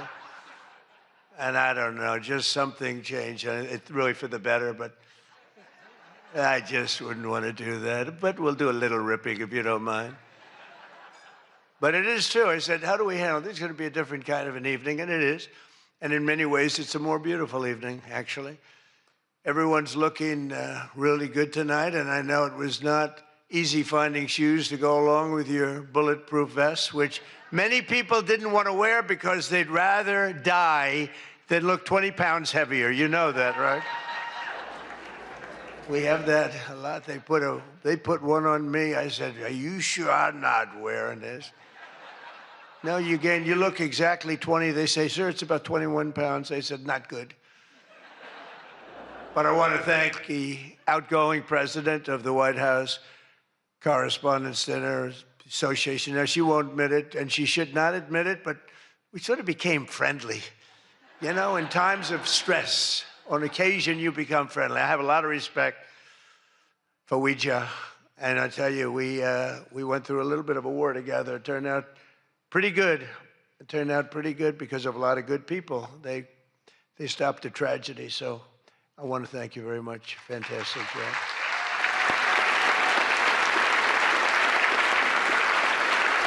And Ouija worked extremely hard to ensure this dinner was rescheduled, and we want to just thank her family. I just met her parents, her children, her husband. What a perfect family. So it's really great. Thank you very much, all, for putting up with this, right? But let me also thank the incoming president of the Correspondents Association, Jackie Heinrich. She can be very tough as a reporter, I will tell you. She can be nasty. She looks so beautiful, but she can be so nasty. How could that happen? But she just got married to a very successful congressman, a very good congressman. I'd like to have a couple of more votes from it. That's okay. On occasion, he shows a little independence. We don't like that. But now he's a very professional guy, and he loves our country. But that's a big thing. I just see what takes place. We're talking about what takes place to be in the position that you're leaving and that Jackie's coming into. And it's a lot of work, a lot of friendships, a lot of talent. And so, Jackie, congratulations.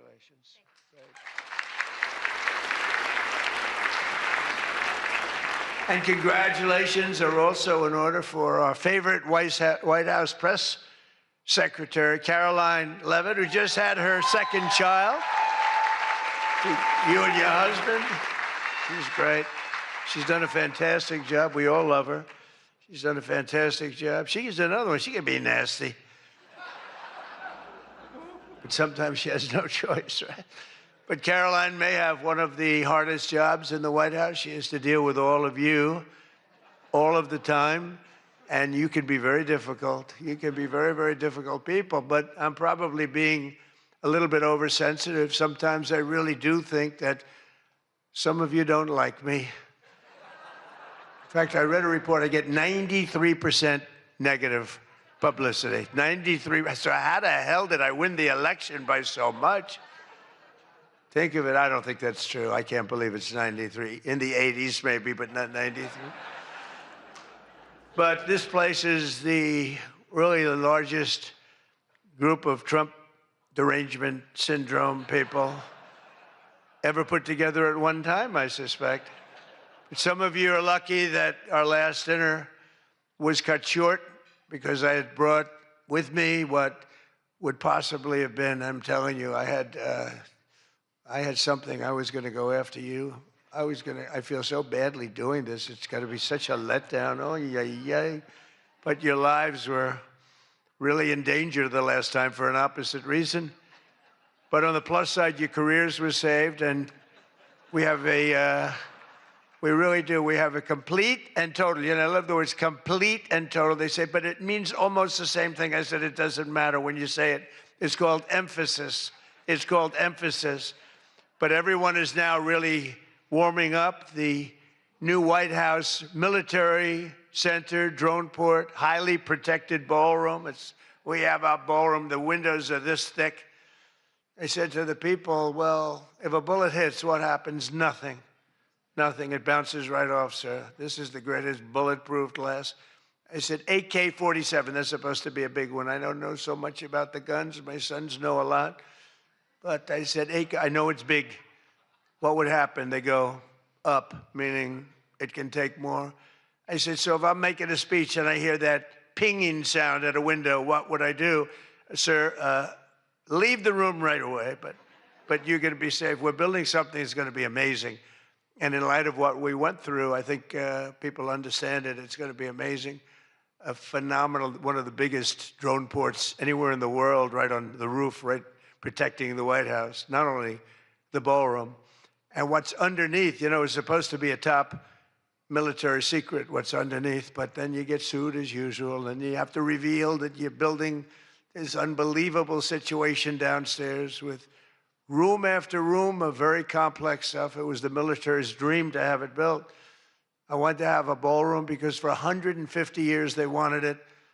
And then the generals came to see me and they said, sir, you're building something. This gives us an opportunity to do something that will be so unbelievable, never happen again. Because there's very little built under the White House, very hard to build under a very fragile building like that. It's very fragile, it's old, and a little different construction standards, frankly. And this is an opportunity for us to build something very powerful. I said, let's keep it secret. They said, no, no, we're telling you, sir, let's keep it secret. And then we get sued and we revealed every room, We told the people that did the suing, they're not good people. We told them, we said, you know, you're being very unpatriotic when you bring a suit like this, but it is what it is, but it's going to be, it's really going, it's moving fast. We're ahead of schedule. We're right on budget. And it's going to be something like, I think, no country has. I just visited China. They have this magnificent room, the Great Room. They call it the Great Room. It's a great room, but what we have is going to blow. There won't be anything like it. It's going to be fantastic. And with all of the things that are going along with it for safety and security of future presidents. You know, I'm only going to be using it for about 6 months, assuming we finish it right on time. I get to use it. Somebody said, he's building it for himself. I'm building it for the future. I'm not building, I use it. Now, had I not gone down 6 or 7 stories, then in that case, I would have been able to get a couple of years out of it. But that was far more complex what we did downstairs than what we do upstairs. So we're very proud of it, though. It's going to be amazing. And I think I was just telling the whole group sitting at the table, we were talking about it. I said, I think, you know, it's White House Correspondents, so I don't see any reason why you wouldn't be able to use that. It's going to be very large and very beautiful and very safe, and that's what you need. So I was thrilled to see that after witnessing the attack, even Democrat Senator John Fetterman told his fellow Democrats to drop the Trump derangement syndrome and build the White House ballroom. But it's much more than that. It's something that you're going to use. I predict that you're going to end up using it, and a lot of people are going to end up using it. They're going to be as safe as you can possibly be. But despite everything that happened at the previous dinner and all of the dangers involved, I'm told that this is still the hottest ticket in town. This ticket to get in tonight, because it's a smaller room, it's a beautiful room, it's a luxury room. See those beautiful chandeliers? I can tell you everything about them if you'd like to know. See that beautiful Capitol above? See the beautiful Capitol? See everything, the brass. Those chandeliers are great. I'm looking at it, I'm saying, I wonder if I could, you know, I sold this building, and they're doing a nice job, but they're nice people. But I'll tell you, I'm looking at it, I'm saying, I wonder if I could walk out with those chandeliers, because you can't buy them. They're very special. I won't tell you the fact. I won't mention that they're Czech crystal, because I'd like to say everything's made here, but they are Czech crystal. And they are beautiful. And the Waldorf people are doing a really nice job. We're proud of them, actually, because, you know, when I left town, I was a little angry. I was a little bit angry. I was offered a nice price. I said, I'm getting out of that place. And then I said, let's make a comeback. And but I was very proud of this building. This building was hot. Remember the lobby floor? 82,000 feet. For those in the real estate business, 82,000 feet. That's a major floor. That thing was packed every single night. It was packed, mostly Republicans, I would say, but it was packed every single night. It almost brings back memories. But I left town, and I have just had nothing but good experience. And this might be the best experience of all, having all of these incredible people in this room. It's a great feeling, frankly. It's a great feeling. But tonight's event, thank you. But tonight's event is even crazier than the last time. In fact, it's so successful that I've been informed by CBS News' David Ellison, who's going to do a fantastic job. He's the owner. He's the owner. He bought it, spent a lot of money, and he's going to make, I think, fantastic changes and keep some of the great stuff going. But that next year they're going to call it the Trump White House Correspondents Center. He told me that, and I like that very much. We're going to change the name of it, okay? Oh, it's going to be so hot, just like our country is hot. We are hot, by the way. But to be honest, it's just about the only way that they're going to ever get me back here. You're going to have to change the name of the dinner. But how's that one going? Not too good. I hope that everyone finally got to enjoy their entire, very delicious beef tenderloins, very special beef. And I want you all to know that Bobby Kennedy, who's right here, personally ran over the cow in his car.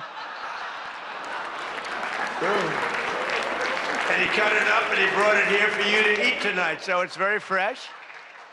And Bobby also suggested an appetizer featuring his favorite cut of male raccoon roadkill. But we drew the line at that, Cheryl. We said, no, we're not going to do that. We're not doing that. We love Bobby. I'll tell you, it is a piece of work. You think it is fun, but he is a very different kind of a person, I will tell you. But he has what it takes, and he's smart, and he loves the country, and he wants people to be made to feel good. You agree with that, Bobby? He wants people to feel good. And he's doing a fantastic job. Thank you, Bobby. Thank you. We can joke all we want, but thank you. A lot's happened since the last time we were all together. Last month, we hosted one of the most incredible sporting events in world history at the White House, the UFC Freedom 250 fight. The UFC fight. When I announced that we're going to build a boxing ring right outside of the front door of the White House, that took a lot of heat. But it turned out that was, they say, about the most viewed fight in history. It was beautiful. So many things happened. It was supposed to rain. We were going to do it the week before, and the weather was beautiful. And the weather came, and it went, and now we came up to Wednesdays. They said, sir, this was on a Sunday night, replacing 60 Minutes, which is nice and unusual, because usually it's Saturday night. And they said, sir, this was from Wednesday on. Tell me about weather, right? Sure, it's going to rain. I think you're going to have to. It's going to be one of the worst storms that we've seen in a long time. It's coming up the coast. It's going to hit you on Sunday night. It's going to be a disaster. I'm saying, can you believe? And you saw the ring we built, Dana White, the great Dana White, and everything. We had the best fighters in the world. Turned out we had the best fights that most people have ever seen, including me. It was just a miracle. But what happened is we're waiting for this rain to come all day long, and it's coming, and it's horrible. And it's 8 o'clock, and we say, I think it hasn't rained yet. I said, maybe we should postpone it an hour. Maybe we should make it the next day. We didn't know what to do. And finally, we just said, let's just have it. And it never rained. It was perfect. In fact, the week before, it was 92 degrees. It was nice, but this was like 72 degrees. And the rain was coming, and it came right over the White House, and it was like, thank you very much. It went like this. And other areas were drenched a few miles away. We didn't have a drop of rain. And it was absolutely one of the most incredible things anybody's ever seen. People said it's one of the most incredible nights of their lives. So just remember, before I came along, if you wanted to see someone lose consciousness on the south lawn of the White House, all you had to do is ask Joe Biden a question. Remember that. Oh, you think I'm kidding. But the big fight was such an amazing success that tonight I'm pleased to announce that we're going to host an even bigger one right in front of the White House. Every Friday night, every Saturday night, we're going to have fights in front of the White House. But we do have something coming and I'm only kidding. You know, the one thing about the press that I learned, don't be sarcastic. Because I'm a very sarcastic person, and I get sarcastic, and most people know that, but you have some bad people that will write it exactly like I say it. And I said I was only kidding. But we are going to have Indy 500. Roger Penske's coming in mid-August, and they're going to have it all throughout Washington, the greatest cars, the greatest drivers in the world. And that's going to be something. Already they have over 350,000 people signed up, going down Pennsylvania Avenue, around the Capitol. And Roger, who's incredible, he won the Indianapolis 500 20 times. Think of it.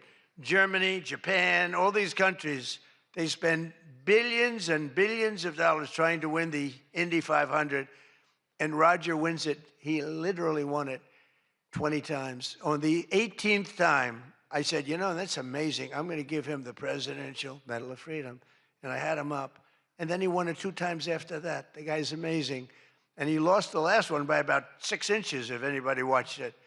So they're coming here, and it's going to be something really exciting. We have unbelievable events. Look, it's an unbelievable country. And on July 4th, we were over at the mall, and It was raining. It was supposed to be really bad again. And we had 450,000 people show up, and that's a light number. And I was told, sir, we're going to have to cancel the event. This was not good. And it was drizzling a little bit, not raining very hard. And people are calling me, friends of mine were calling me. And I got a call from Brett Baer. Brett Baer said, it's not raining. I said, where are you? I'm standing at the mall, and I'm waiting to go in the White House. Then others called up. They said the same thing. And I said, you know, this is terrible. But there was lightning. Not big lightning, but you don't have to have big lightning. It takes just a little bit to do some big damage. So they said, everybody must leave. 450,000 people were forced to leave, and they left. And then I said to myself, I said, let me call up and find out what the hell's going on. And I called up and I spoke to a brilliant young man. He said, don't worry about it, sir. We can do it in a couple of weeks. I said, you can't do it in a couple of weeks. This is the 250th birthday. In 2 weeks, what are we going to do? Say, let's go? We're going to have a redo? No. I said, I'll speak if I have to speak at 3 o'clock in the morning, 2 o'clock, 1 o'clock, I don't care. Call them all back. They're all gone. 450,000, and most of them were in cars or heading back to Texas, and it was sad. And we said the show must go on, very much like here we said the same term, right? The show, it's a great term.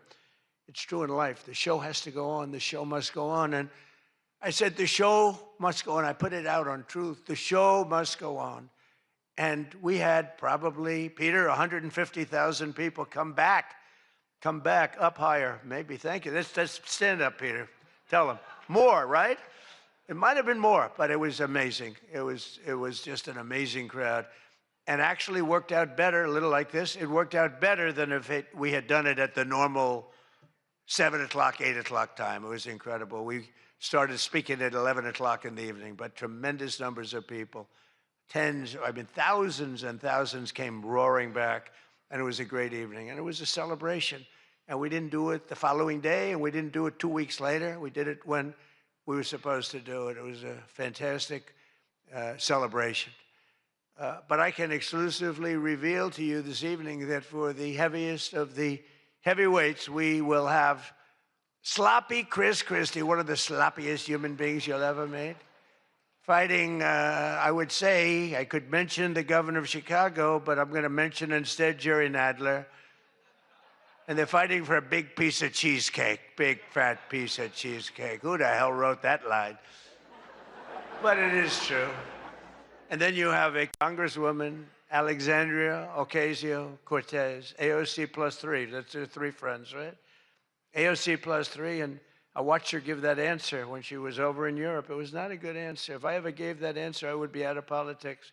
Remember, you cannot have a 19-second wait time to answer really a quite simple question. But we'll then have a rematch against an extreme, simple question on a foreign policy from Munich Security Conference. It was a big security conference, and this was our first time up in terms of that.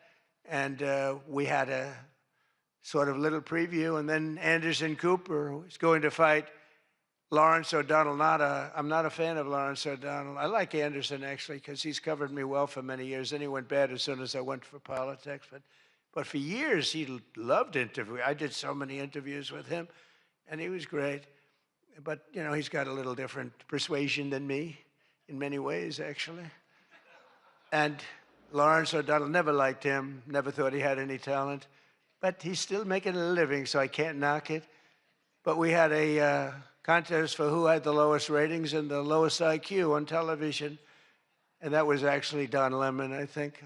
You know, when I said that he's the dumbest man on television, I said, you know, when you say some things, you never make a comeback. It's not like, oh, gee, hey, Don, let's have dinner some night. But I know what I'm saying. And then you have Bette Midler and Jane Fonda actually held a concert to protest the first UFC fight. They didn't want to see the fight. And very few people want. They held an event. Like 3 people showed up. And given the choice between seeing some of the really beat-up faces of the UFC, almost everyone chose the people in the UFC. It was between the 2 of them of the UFC. And what about Bruce Springsteen? What the hell happened to that guy? He looks like hell. I don't care what anyone says. I'm not supposed to say. I'm sure he doesn't like the way I look, but I don't look so bad. But at a recent concert, Bruce, all he did was talk politics. He ought to run for office. That'd be interesting. But all he talked about, he made 4 political speeches in his 3-hour show. The tour has been renamed Bored in the USA. And his new song was so bad that Chris Christie, who's like a fan, you know, he goes out and tells everybody how he hates Chris Christie. Keep that guy out of my... And I see Chris Christie there again, high-fiving Bruce Springsteen in the aisle. And Bruce Springsteen saw him and didn't even lift his hand up. And I just wanted, because I used to be friendly with Chris. Chris, when somebody doesn't like you, write them off. Forget it. You got billions of people in the world. You don't have to make a jerk out of yourself. But usually a comedian hosts this dinner. And I think we sort of changed it. Tonight we're going to have somebody who I think is really spectacular. But I've watched comedians get up for the dinner because I have been here actually quite a few times. People don't realize. And there's one time in particular when Barack Hussein Obama hosted it. Do you know who that is? And he hit me hard. But actually, he hit me with respect. I was sitting with Melania at a table, and you had Brooklyn Decker, supermodel, at a table right next to her. And I really always will like her. She's married to a great tennis player, Andy. And she was at the table, not at my table. And I have watched this clip thousands of times. They keep playing it because they think that was the evening I decided to run for president. It was not. In fact, I loved the evening. I looked at my wife. I said, can you believe it? All these people, that's all they're doing is talking about me. I love this dinner. It's true. And Obama was nice. You know, it's amazing how things work out. He actually showed a picture of the White House with a big Trump on top. Like I put a sign. And, you know, I'm sort of doing that when you think about it, right? I mean, he wasn't really wrong. But, no, he was respectful. He was good, but it had nothing to do. It had nothing to do. I just decided that I wanted to make America great again. This had nothing to do with that dinner. I've gotten so many, I've gotten so many calls, and for years they've been saying, was that the moment you decided to run? Really, no. I left that night, and the press was there. A lot of the same people that I see, they said, did you have a good time? Unbelievable. And some thought I didn't have, but I did have. And I always remember, though, Brooklyn. She was so angry. She was much angrier than me. She was angry. She thought they were mocking me. And they really weren't. It was just one of those things. And I had a great time. But I left, and I sort of thought, I was there 3 or 4 times before that. But I sort of thought, wow, that dinner is really something special. And then I ran, I got elected. I thought the press treated me very, very unfairly. And I don't know, I think I made the right decision because you hate to go where maybe you're not wanted, but they did want me. They wanted me for ratings and they wanted me for other reasons, but not for love. And I said, you know, I'm not gonna go. First time that ever happened, I think. Was that the first time? Just about. Presidents always came. And I didn't go for 4 years because I got treated terribly by the press. In my opinion, unfairly. I know unfairly because I know the facts, but I got treated unfairly. I didn't go. And this year I was called by your president and your chairman and all of the people, and they said, we'd like to do it. And I said, you know what, with time goes by, time passes, and you sort of look at life a little bit differently. I said, let's do it. And I didn't know it was going to turn out the way it did. It turned out to be the biggest event in the history of your day. That was by far the biggest, right? For all the wrong reasons. But as I said before, a lot was learned from that evening. So much having to do with so many different things, including security. But it's an honor to do it. This is my first. I mean, I've been to it numerous times, but as president, I haven't been here.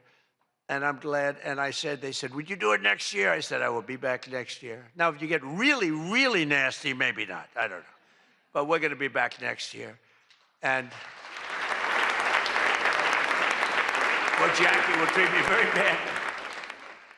But this year, the association decided not to have a comedian, so they considered using Jimmy Kimmel, Jimmy Fallon. These guys, they're terrible.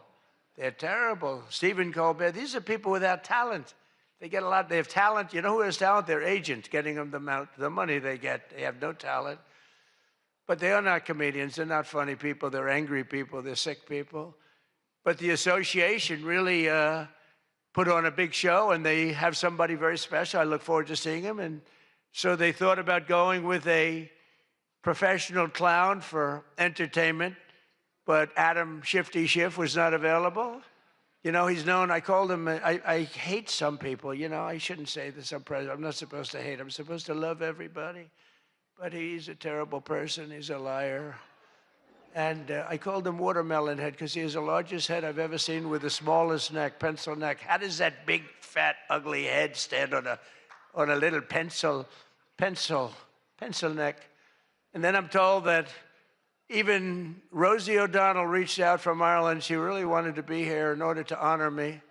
She loves me very much, and she was desperate to come back to the United States and pay her respect to Donald J. Trump. But that didn't work out, unfortunately, because nobody wanted her to come back. But she's one of the greatest sufferers of Trump derangement syndrome. She's a sick young woman, sick older woman, I guess now I have to say. So instead, we're honored to have, for entertainment, the very talented mentalist, Oz Perlman. And everybody, they said, are you going to stay? I said, yeah, I'll stay. I mean, I think I'll stay. What the hell else am I going to do? I've got Iran, I've got this, I've got that, which is all going extremely well. Don't believe the fake news. You know, it's the only thing we were talking before, I said, so we've hit Iran very hard. Their Navy is gone. Their Air Force is gone. 250 jets, no longer. 159 boats, good boats. In fact, I said, why the hell didn't we keep them? We could have used them. But 159, but all at the bottom of the sea. They have no radar. They have very few drones left, despite what you see. And every once in a while, they're going to set some things up, but they don't have much left. And by the way, they are talking to us right now. They'd love to make a deal. I don't think they're ready to. I don't think it's time yet, but I'm willing to listen. But they cannot have a nuclear weapon. We don't want to see Washington, D.C., or any of our cities, or Israel, or frankly, the Middle East, destroyed with a nuclear weapon, because I know the power of nuclear weapons. I see it. I get to see it. We're not going to let that happen. So this is all about, we will not let them have a nuclear weapon. And they would use it. They would use it if they had it. But Oz, I do have one question about what happened that time, because he was there. How the hell did you not see that coming? He sees everything. He sees everything. He's telling me about your grandmother and your this. Why the hell didn't you? We got to ask him that question when he gets up here. Why didn't he see that coming? But of course, this evening, it's really all about the fake news media and your handling of prizes, and writing and producing and performing made-up stories like the Academy Awards. You know, Academy Awards used to be the epitome of ratings. Outside of the Super Bowl, it got the second most ratings. Now it's down in the dumps. Nobody wants to watch it anymore because they took on Trump. They hit me all night long. They hit me. The winner is so-and-so. I want to talk about Donald Trump. I hate this man. Nobody wants to hear this stuff. Right, Peter? Nobody wants to hear. You ever see the ratings? They used to have 48 million people. Now they have 2 people watching. But they'll learn their lesson. But I want to personally congratulate CNN's Caitlin Collins on receiving her award. It was all about me. It's a fake. She shouldn't get the award. It was a fake. But I didn't mind. I said, Caitlin, congratulations. But it was fake. There's no question about it. But she's a young, attractive woman. She never smiles. I said, Caitlin, do you have a smile? Smile. You have a nice position. You're at CNN Fake News. You should be a happy person. So smile, Caitlin. Just smile. But we attack, and I thought Caitlin had really made it big with a major new sponsorship, but then I informed her that it wasn't her on the Bud Light can, it was Dylan Mulvaney.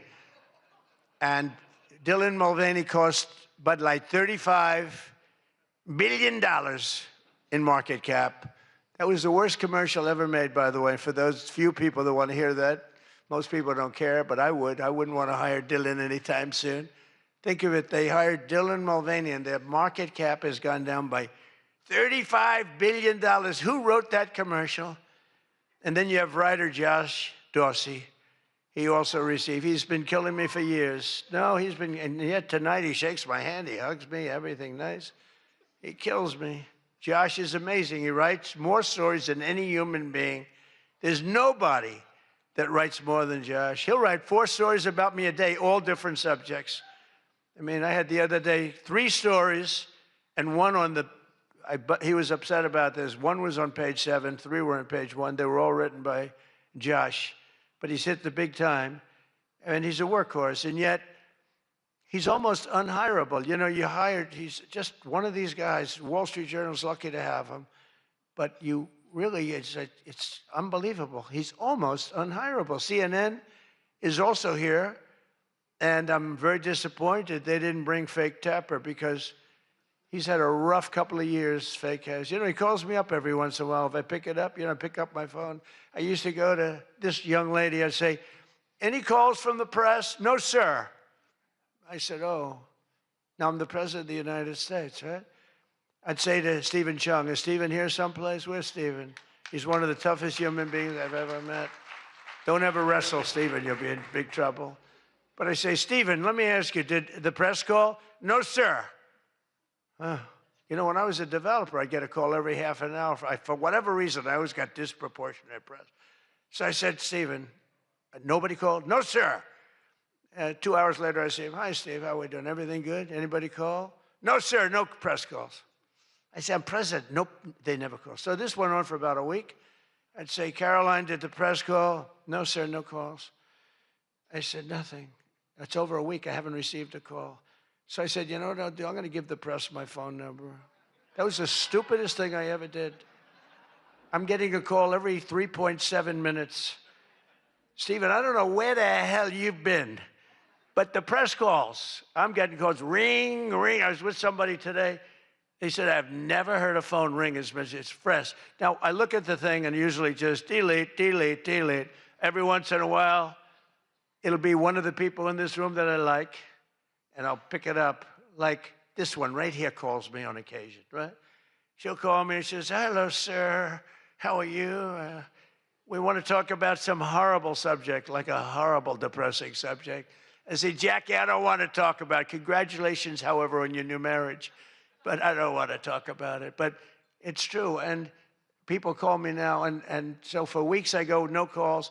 And I learned then that both of them, they feel that I'm doing a great job, and they feel I'm above it all, and that no person, hundreds of people call no person, is good enough to talk to Trump, and so we don't even bother telling you. That's not the way it works, Caroline.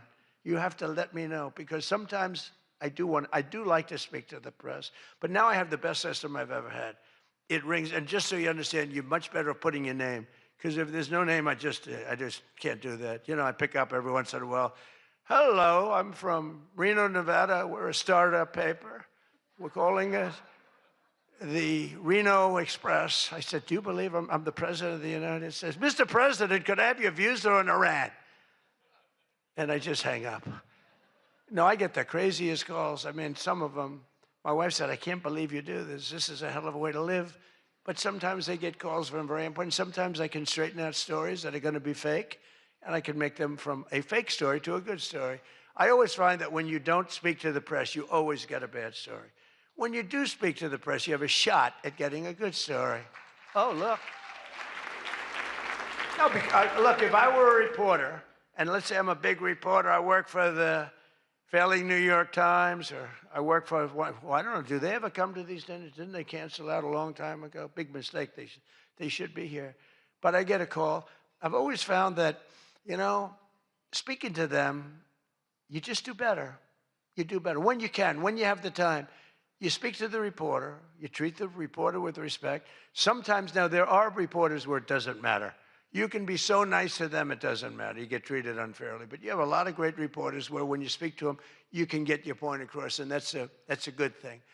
But some people say that Jake Tapper is a great investigative reporter in D.C., and that's why after moderating our debate It only took him 1 year to break the story that Joe Biden might possibly have suffered from cognitive decline. It took him 1 year. He wrote a book about how great he was mentally, not too good. And I don't like Biden because Biden was very unfair to a lot of people. But Jill Biden insists that Joe would have beaten me in 2024, even though he was way down. She said he was way behind in the polls because he was seriously ahead. She felt he was going to win because he was seriously ahead on deceased voters. He was leading in the deceased crowd, and there were a lot of them. You're finding out there's a lot of them. Look at the numbers that just came out yesterday. And it's traditional that at least one or two potential presidential hopefuls attend the correspondents' dinner, but many of them seem to have really chickened out. I was disappointed that Gavin Newsom didn't show up. He didn't show up. He should be here. But I heard that he recently said that we will lose our country if we don't fight fire with fire. And to be fair, there's only one thing we know about Gavin, and that's that he definitely doesn't want to fight fire with water. He's got a lot of water, never uses. What a disaster. That should have never happened. But Gavin Newsom recently did a career-threatening, one of the worst interviews I've ever seen, where he said that he can't read a speech. He's incapable of reading a speech. He's a low IQ person. He's smarter, however, than all of the people in the room. And then he gets sued for being a racist, okay, when he said that.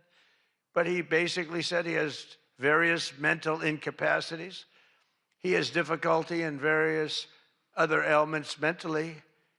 And I'm looking at him saying, this is the worst interview. I'm watching this interview. I said, this is the worst interview I've ever seen given by a professional politician. I've been watching politicians for a long time, mostly on the previous side, because I haven't been doing this too long. How am I doing? Not bad for the number of minutes spent.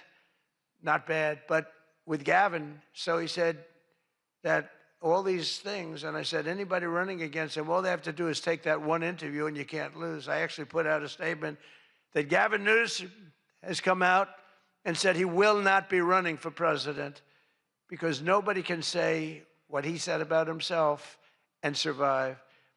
Newsom was in big trouble when he openly admitted that Kamala was smarter than him. She said, Kamala is smarter. If Kamala is smarter than someone, you don't want that person to be president of the United States of America.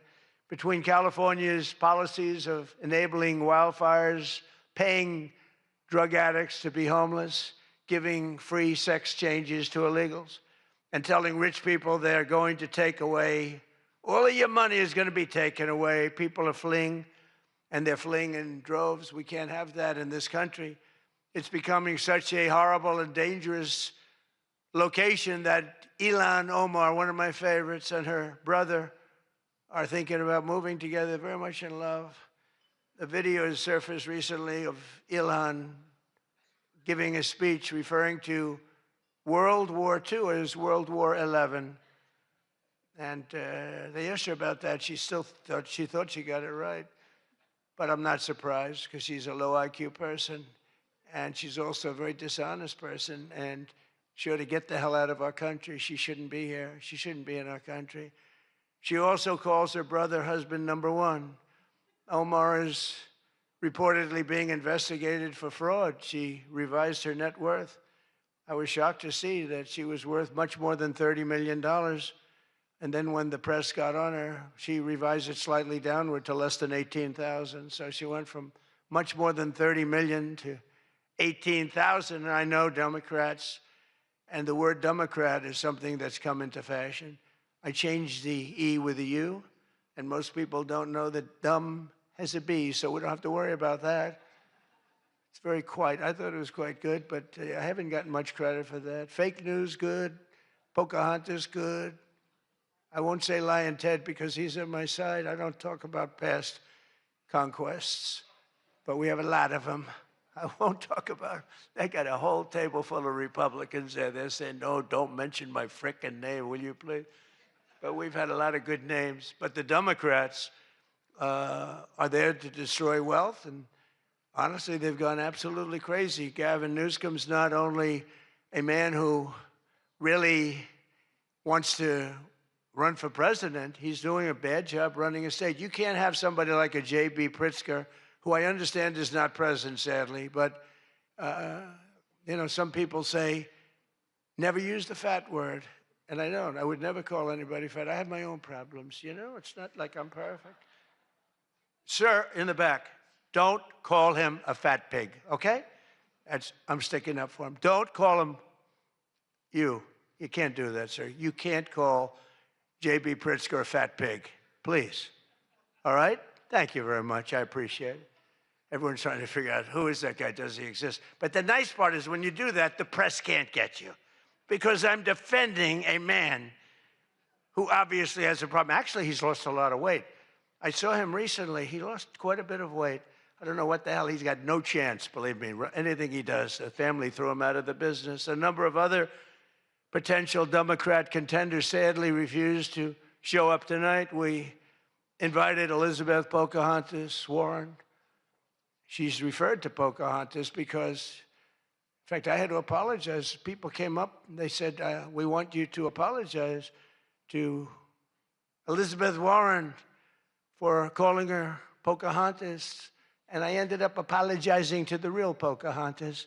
But Elizabeth Warren was supposedly of Indian heritage.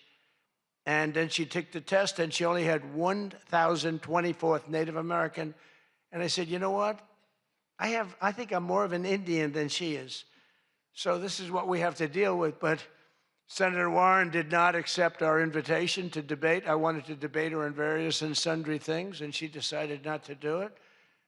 And I decided to bury the hatchet. It doesn't matter. And she, well, I'm not going to say this next one. Do you want to hear this one? How bad? She wasn't high up on her totem pole. Who the hell wrote that? No, she's bad news. I wanted to make sure that Jack Smith, deranged Jack Smith, remember he went after me for about 2 years? How did he do? Not too good. I'm in the White House and he's not doing as well. I was going to say he's in a different kind of a house, but he's a deranged human being. He's a bad prosecutor. You know, prosecutors are very important.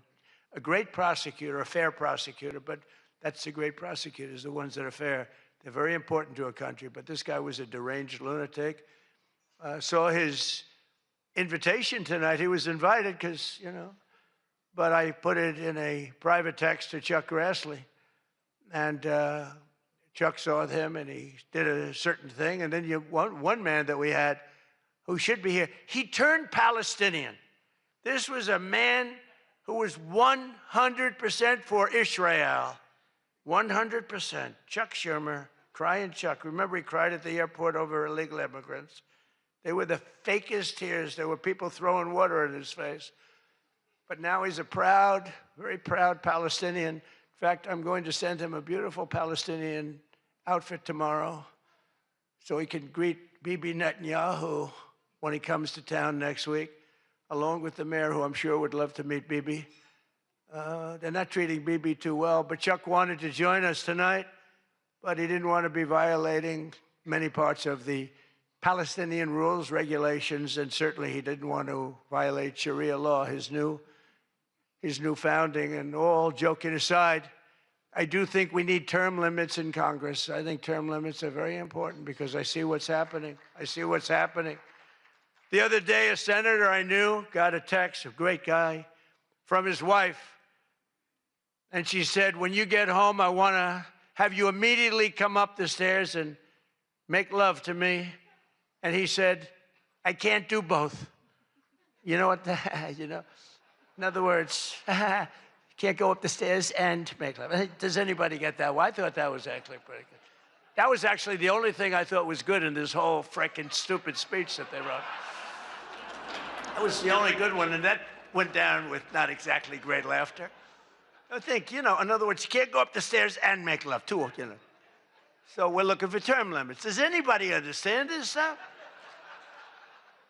But I really do wonder whether the Democrats are trying to lose the midterms. In Maine, they nominated a guy with a Nazi tattoo. But don't worry, Democrats.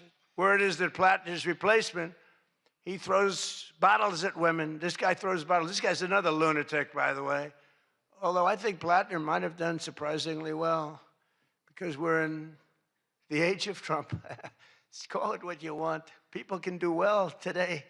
Plattner, I don't know. But, you know, people don't have the guts to stick it out, but it looked like he was guilty of a lot of stuff. He certainly didn't defend himself very well. In Texas, the Democrats are running a candidate named James Telefrico, who hates guns, hates oil, hates sex, hates women, and who said he is, quote, a Christian who hates Christianity. Other than that, I think his platform is quite good. And that means that he's not going to do very well against Ken Paxton, who hopefully in Texas is going to win. But Telefrico, he's Alfred. You know what he looks like to me? Alfred E. Newman. Do you remember Alfred E. Newman, Mad Magazine? I said, that guy is Alfred E. Newman. Can't imagine he'd win. Well, I have all of the press here in one place. I have to say that we're having an amazing load of accomplishments that the media never talks about. For example, under my administration, a once feared and powerful regime that relentlessly attacked America has finally been toppled.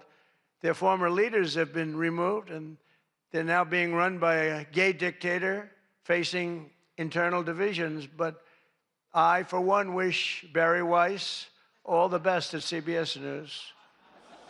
She's a wonderful woman. Most of the press lives here in Washington, D.C., and you should be thankful for me for what my administration and I have done to make our nation's capital, which was one of the most dangerous and unsafe cities anywhere in the world, one of the safest cities in the United States. Crime is down 88%, and our capital is shining again with 62 monuments, statues, water fountains looking more beautiful. The graffiti's all gone. The tents are all moved out of the parks. The fences are all done. Our capital looks like it's really in good shape. And people coming here, people in the White House, they work in the White House, they all say, young women, young guys walk up. They say, thank you, sir. 2 years ago, we lived in a dangerous city. We lived in a city where 150 people were killed a year. And now we have almost a crime-free city. Our National Guard has done an incredible job, and we've removed over 5,000 career criminals. You know, we removed, there's one stat, I think it's a great stat. It's to me, it's fantastic. 2% of the people create 91% of the crime. That's something you can fix, and we fix it. We moved out over 5,000 career criminals out of Washington, D.C., and we have the greatest capital in the world. Again, it's beautiful, it's thriving, the restaurants are thriving. You couldn't get into a restaurant because they didn't have, all the restaurants were closing. And if you even got in, you felt unsafe. People were getting into Ubers and they were being attacked when they were in an Uber. It's not happening anymore. We have tough, smart people, and they have done a fantastic job. Washington, D.C. is safe again. You can't get into a restaurant. The restaurants are opening up. They're opening up all over the city. They can't get, it's the exact opposite. They can't get space. But mostly I've given up on you and the media so that now I just gave up on you and I'm #1 on TikTok. Did you see that I'm #1, Stephen? Is that true? I'm #1 on TikTok. So how could they be so bad? 520, think of this, 425 billion views. Can you believe that, Peter? I mean, let's go, Peter. I gave up on you people. I gave up on traditional press. And it obviously worked because we did win in a landslide. I mean, somebody's got to be saying something good about me. But TikTok, good old TikTok, and I was able to get it sold to a group of very wealthy people, mostly Americans. I was told President Xi, who's a man that I get along with very well, he was a hard no for the sale of TikTok.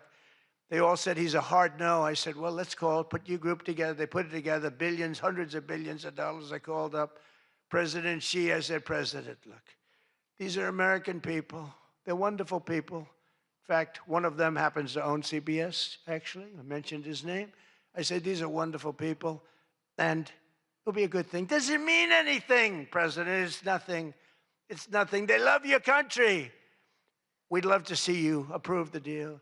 And he goes, all right. That was it. It was done. And we sold TikTok. And he's a friend of mine. And he's not contributing to problems like other people contribute to problems. So we get along. but we made the deal. But #1 on TikTok is Trump, and that's probably why we won. But for all of the trouble that you give me a lot of trouble, a lot of heartache. I hope all of you know that I believe in the free press more than anyone in this room does. Maybe not quite.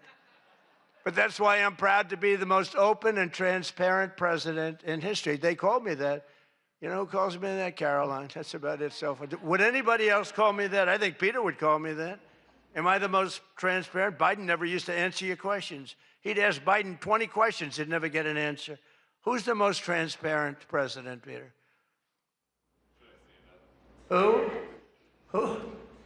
I look at him. It's the first time he's tongue-tied. I cannot believe it. Oh, he's not going to be happy tomorrow. But you people have no idea how lucky you are. When I'm gone, you're all going to be broke. Your business model is going to be finished. No, it's true. When I'm not around, you're going to be broke. There's not going to be anybody to report on. Nobody gives a damn about anybody else. The New York Times the other day had 5 stories about me. You know, before I got into politics, in my whole life, I had 7 front-page stories. This is years of success. I think 6 were good, 1 was bad. I had 5 stories, 7, 5 good. Yeah, I had a total of 7 stories on the front page of the New York Times. That's not bad. Now I average about 3 or 4 a day, all different topics, all bad, everything bad. But here we are. I mean, here we are. In fact, when I'm finished, I'm going right back to the Oval Office, so I have to be doing okay. But we are all doing good together. That's why tonight, to show just how much I care about the press, and I want to save your ratings, I'm pleased to announce my intention to, and this is somewhat of a scoop, my intention to run for a 4th term as President of the United States.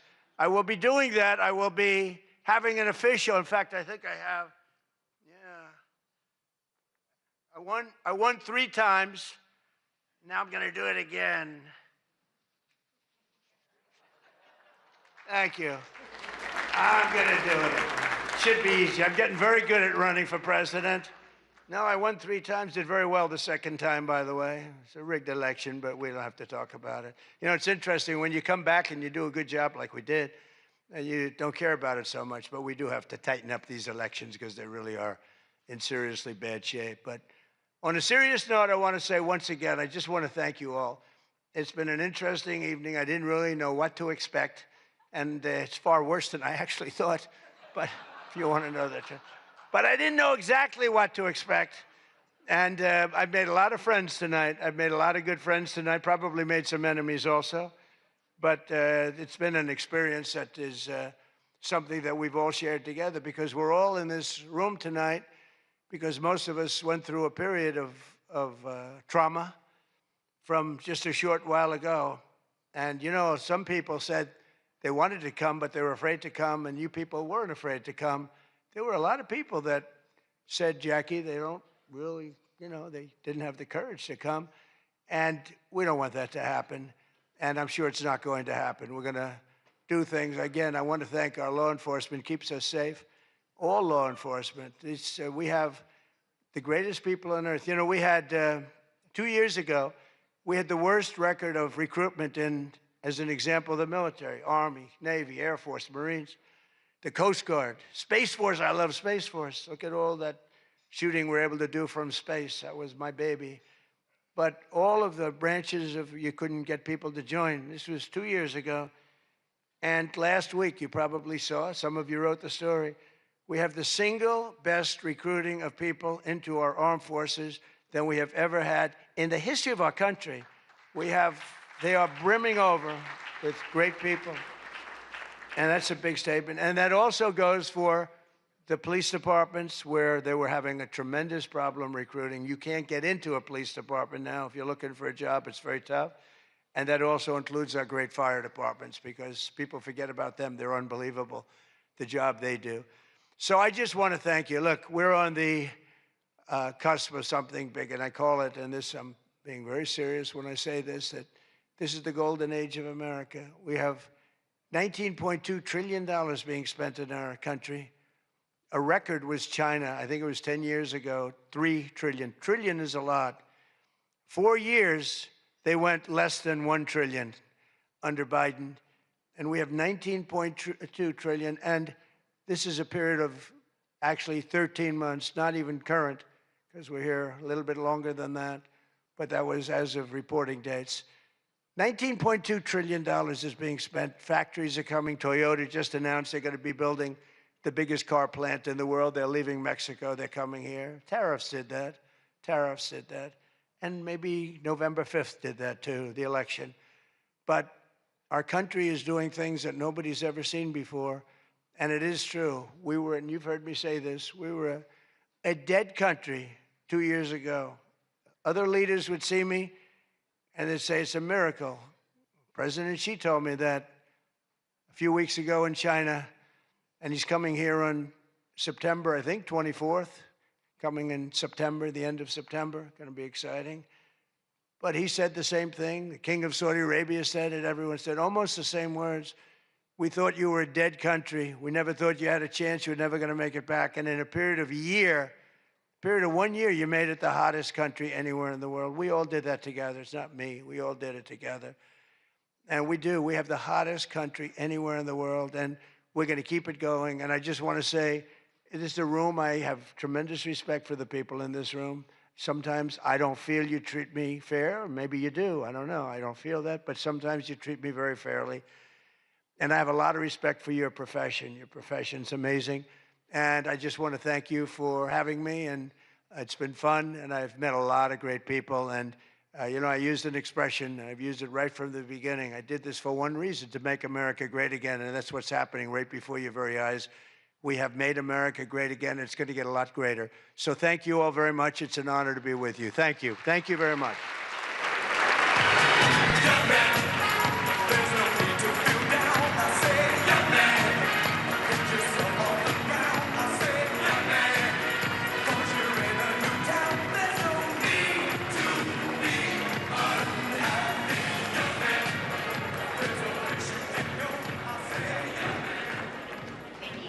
President Trump.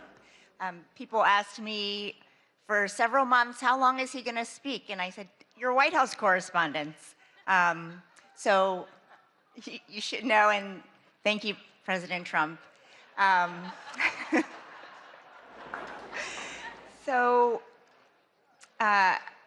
This night is all about the First Amendment. And tonight it was on full display. And I just want to congratulate all of our award winners again. My friend Caitlin, who has a beautiful smile, and Josh Dawsey, who is one of the most prolific journalists of our time. That is true. Okay, now we're finally going to answer a question people have been asking since I announced he was coming to the dinner back in February. What the heck is a mentalist? The wait is over. Please welcome Oz Perlman. Give it up for mentalist, Oz Perlman. The mentalist on people's minds is Oz Perlman. How did you get that? Who are you thinking of at this very moment in time? Who are you going to talk to this week? Vince. Vince? Yes. Open your hand up. No. Oh, my God. Look in your hands, Aaron. Albert Einstein. Okay, that I can't even host the show anymore. That's the craziest shit I've ever seen in my life. Who is she? Oprah Winfrey. Say hello to Miss Oprah. Whoa. Winfrey! Oh my God!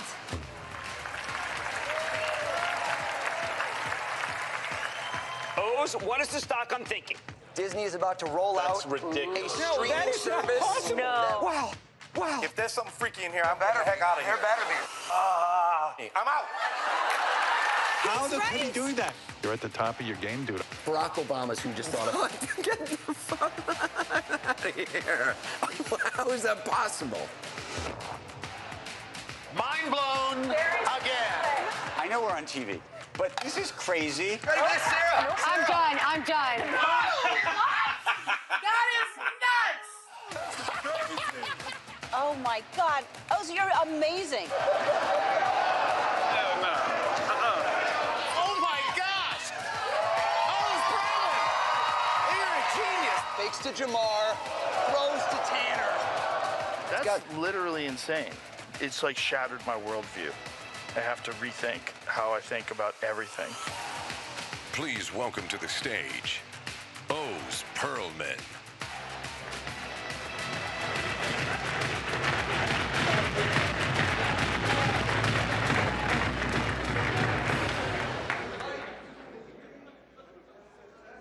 There we go. Folks, what an honor to be here among such distinguished guests, cabinet members, the president. He made an announcement, I just heard, that he will be attending next year's event. I thought he was going to be speaking until next year, actually. I'm kidding. I'm kidding. Folks, I have to give a shout out, honestly, 3 months ago to the heroic bravery of the Secret Service and law enforcement who kept us all safe. Please, everybody.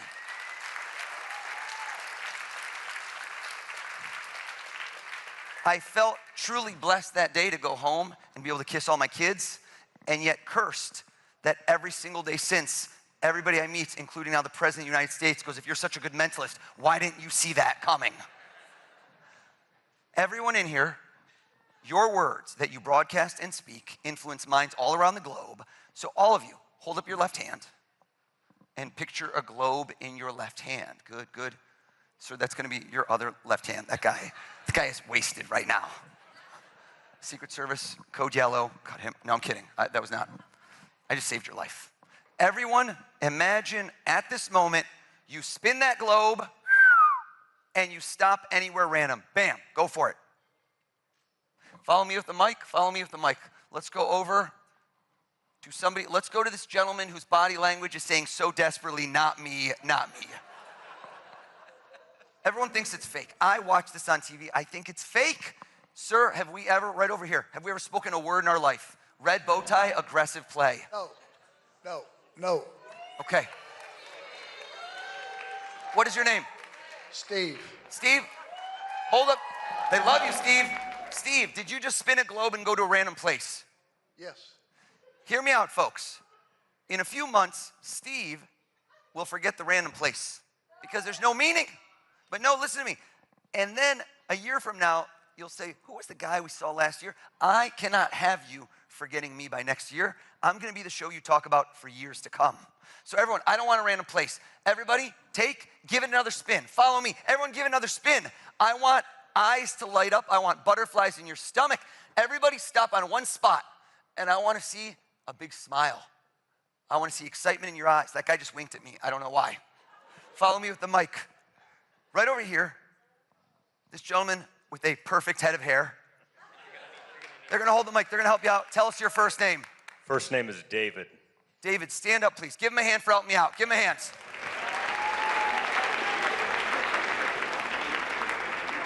David, I don't know the future. I'm not a psychic. I would have called that 3 months ago. I read people. Hold up your hand. Try not to react. South America, North America. Look down again. #1 place in the world you'd love to go. Look at it again. But this man dreams big, but you haven't been there. Look at that place one more time. Look at me. Yeah, that's the smile I wanted to see. Asia, Africa, Antarctica, too cold for you. Turn your back so I can't see you and you can't see me. Close your eyes for me, David. Close your eyes.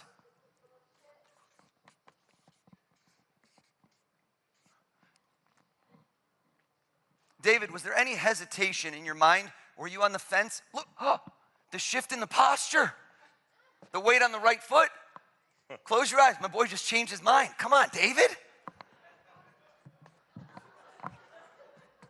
He just said in his head, he goes, if I'm not paying, I'm going big. There's a passport involved. David, keep your eyes closed. Keep your eyes closed. Keep your eyes closed. What was the place when I said spin it? Stop right there. Where did you want to go? Tell us. Taj Mahal. What? Can I ask you a question? Yes. That's why I said you shifted your balance. Have you been there before? Never. I'm so curious. Let me ask you a question. You never know how this works. Did you change your mind? No. Were you thinking initially of a place and you go, I've been there, so it's too obvious, and at the last moment you changed? What was the first place you thought of? Big Sur, California, where I just visited. And then, Taj Mahal was was the layup. There it is right there. What did you think of after that? I saw you chilling, relaxing. Was there another place you were thinking of? Great Wall of China. Okay, close enough. I'll take Big Sur. Turn around. Maybe you're just drinking Fiji water. I'll take it. I'll take it. Did Fiji pop in your head? Fiji came at one point, I will say. Fiji did come at one point. This guy's like, I'm going on an all-expense vacation. I'm doing a world tour here. I say think of one place. That's fine. That's fine. Have a seat for me. You got it. No, hear me out. Hear me out. What happens if somebody lies in my show? Right? What happens if somebody lies in my show? And this room never lies, so there's no chance. Watch this. I need to put some skin in the game. Right now, if I lose, what happens? Nothing. I already got paid for the show. Let's come out in this crowd. Raise your hand if you have any cash on you. If you have any money on you, raise your hand. What is this? All the cabinets broke? What's going on? Where's that super PAC money? Follow me. I'm going, you know what? I see the name tag. I don't have to read minds. Acting Attorney General. Let's go over to this gentleman. Introduce yourself, please. Pardon me? Tell us your first name. You don't know my name?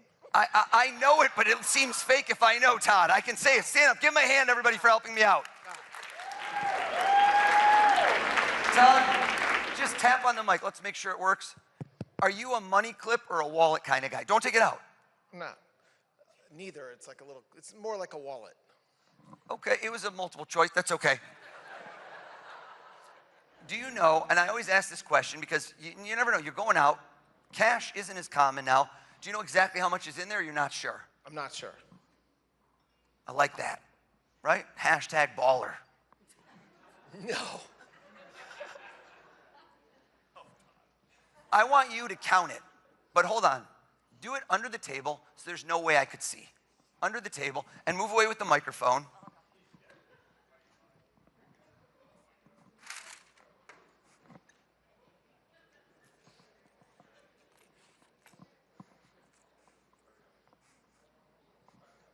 I picked the right guy.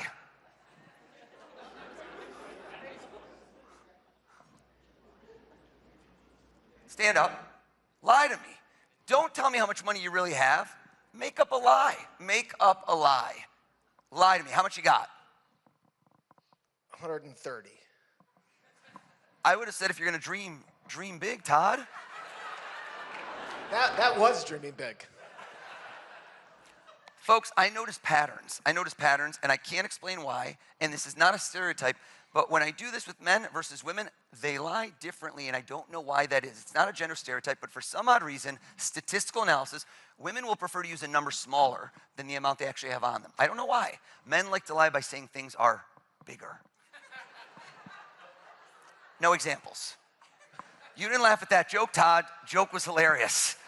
Bingo! My acting attorney general just lied too big. Here's the question to ask yourself. Cover your eyes. How could I know something he didn't even know?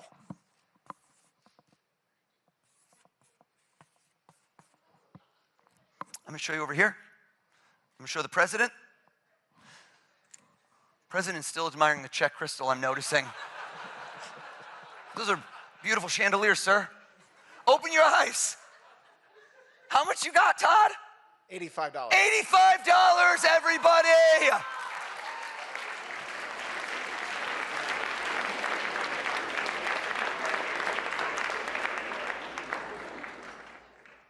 IRS conducting a forensic audit as we speak on you, sir. Do you know the gentleman standing in front of you, sitting in front of you? I met him tonight. Okay.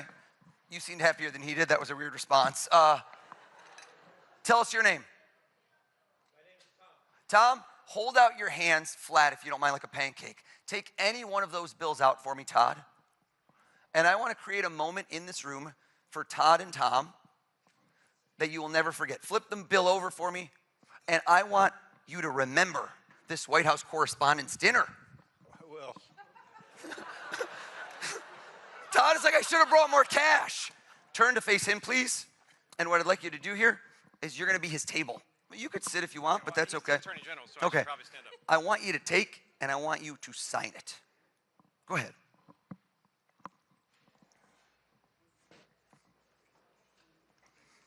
and then hold it up so everyone can see the federal offense you have just committed. He just clearly lost the Senate confirmation hearings on camera. I'm teasing you, Todd. Todd, did you sign that bill? I did. I don't know why you're smiling over here, Tom. You're an accessory to the crime, sir. Okay. This is the acting attorney general. I want you to take that bad boy, fold it in half, please. Fold it again, and I want you to recount the moments that just happened under oath in court. Did you touch that bill, Todd? Yes. Did Tom touch the bill? Yes. Did anyone else ever touch that bill, sir?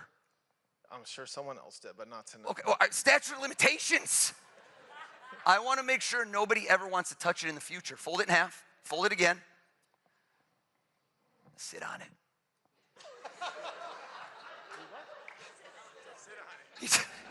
He just confirmed with his wife, and he didn't even go right or left cheek, he went dead center. That's a man who takes no chances.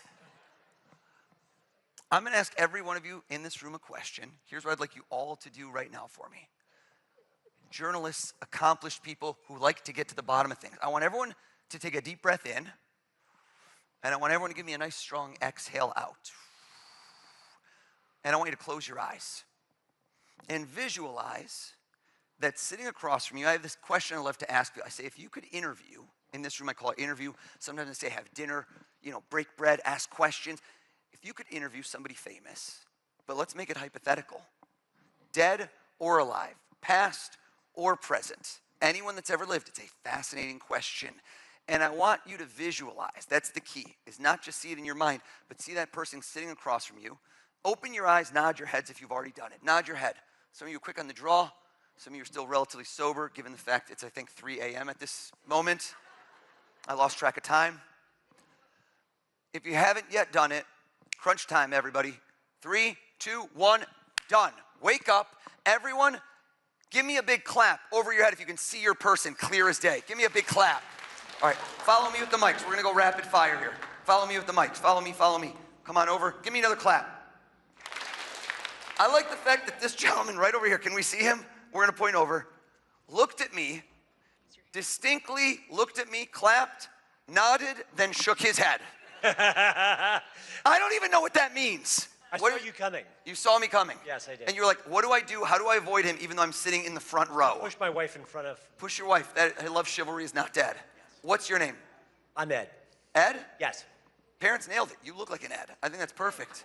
Have we ever spoken a word in our life ever? We have not. Stand up for me, Ed. Now, if I go head to head, toe to toe with Ed, I don't think it's good enough. It's not good enough. The more people I can do this with, the more impossible it becomes. Give me some more claps. Follow me with the mic. Follow me with the camera. Follow me with the camera. Oh, follow me, follow me. Come on over. This was an incredible smile, arms extended. She threw in a belly dance. I reward extra credits. No, Ed, stand up. We didn't get rid of you. I love you, Ed. Let's go right over here. Tell us your first name. Michelle. Stand up. 2 L's? I'm a mind reader. Come on, Michelle. Come on. Another clap, another clap, another clap. I look around. This was a moment. We had a moment right over here. If you go to this young lady, she looked at me, and when we made eye contact, Ed, she did not nod, she did not shake her head, but rather when we made eye contact, she closed her eyes tightly as if to activate some sort of camouflage shield, saying to herself, if I don't see him, does he still see me? I see you. Tell us your name. Aaron. Stand up for me, please. Okay. I now have 1, 2, 3 people thinking of 3 different people they want to have dinner with. This side's feeling no love. I can see it in your eyes. You're feeling no love, so let's keep it going. 2 more people, rapid fire. Follow me with the mics. Follow me. Give me some claps. Give me some claps. Your joy is effervescent. Also, the pocket square, 4 ripples. Next level, my friend. Next level. What is your name? My name's Kevin. Kevin? Yes. Stand up for me, Kevin. I never go past 4. Give him a round of applause. Make some noise. But this is not just any event. This is the White House Correspondents' Dinner. It's been going on over 100 years. I'm the first mentalist.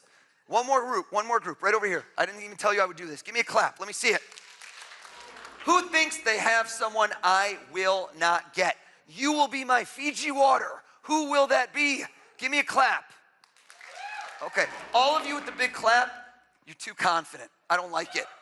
I like the people that are on the fence. I like this young lady right over here. This young lady looked over. She squinted at me.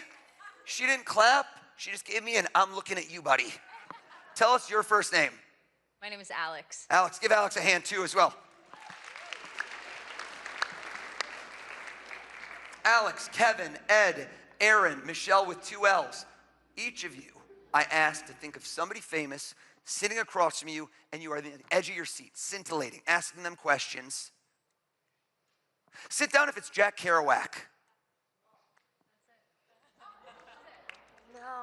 Folks, don't hold the applause in. Let it out. Let it out. That's so obscure. Like, you should not have gotten. Never bring a knife to a gunfight. Joke is too soon. Too soon. Too soon. Have a seat for me, please. That's it. That is 100% it. I know. I can read your mind. You know, That's what you I know that. Yeah, you don't have to but keep everyone telling else, me. that was it. Have a seat. Thank you. I like how Erin just rethought her choice. She's like, mine's too easy. Mine's too easy. There's no way you would know.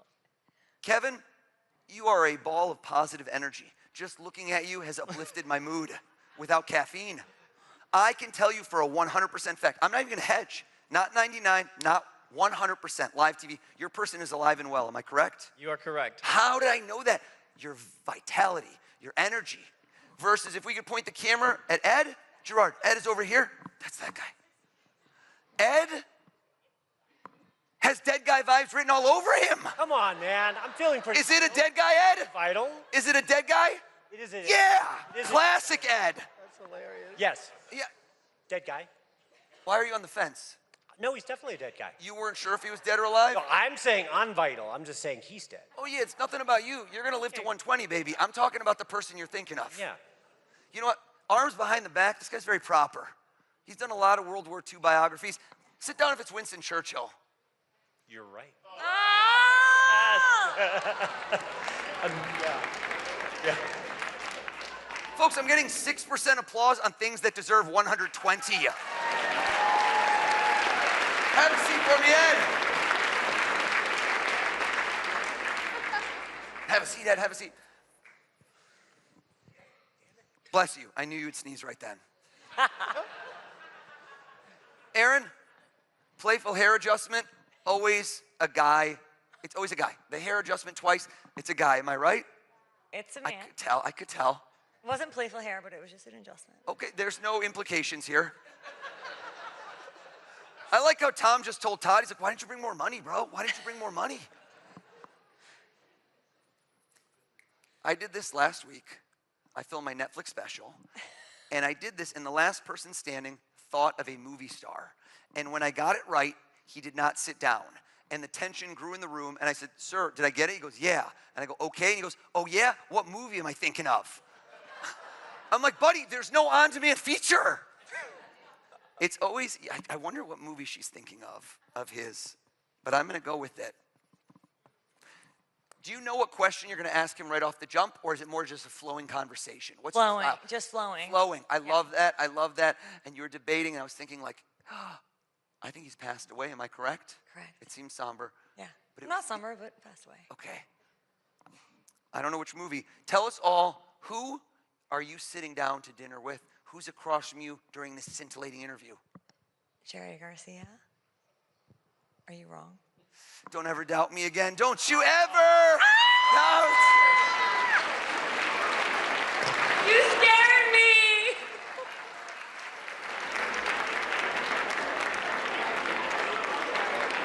How did you know? Oh my God. All right, Austin. Guy next to her dropped an F-bomb. We're That's not on my a hot mic. husband. We're okay. We are okay. Michelle with 2 L's. Kevin with the tremendous smile. We have an issue right now. We have a problem. You don't realize it. But the issue is that so far tonight, I'm on fire. No, don't you smile, Kevin. It's a bad thing. I set the bar too high too soon, which means that right now, I can no longer guess who you're each thinking of. Because you will say to me later, what'd you think of that guy O's? And you're like, he's pretty good, but then he did it 4 or 5 times, he plateaued. Kevin, I don't plateau. I peak. So I'm gonna hand each of you, We're gonna hand you each a poster board and a marker. If we can grab, come on, I need you. We're gonna hand you each one. Don't open the markers yet. The markers, just because people try to unscrew them, they just pop. Don't do that, Kevin, don't do that. Hand each person one, and each of you, very important, don't open the marker, hold them close to you, hold them sideways. Landscape is good. Okay. A little twist there, Kev. There you go. Thank you so much. Beautiful. Freeze. I'm not going to guess who you're each thinking of. I'm going to do something exponentially crazier. You're going to talk about this for years.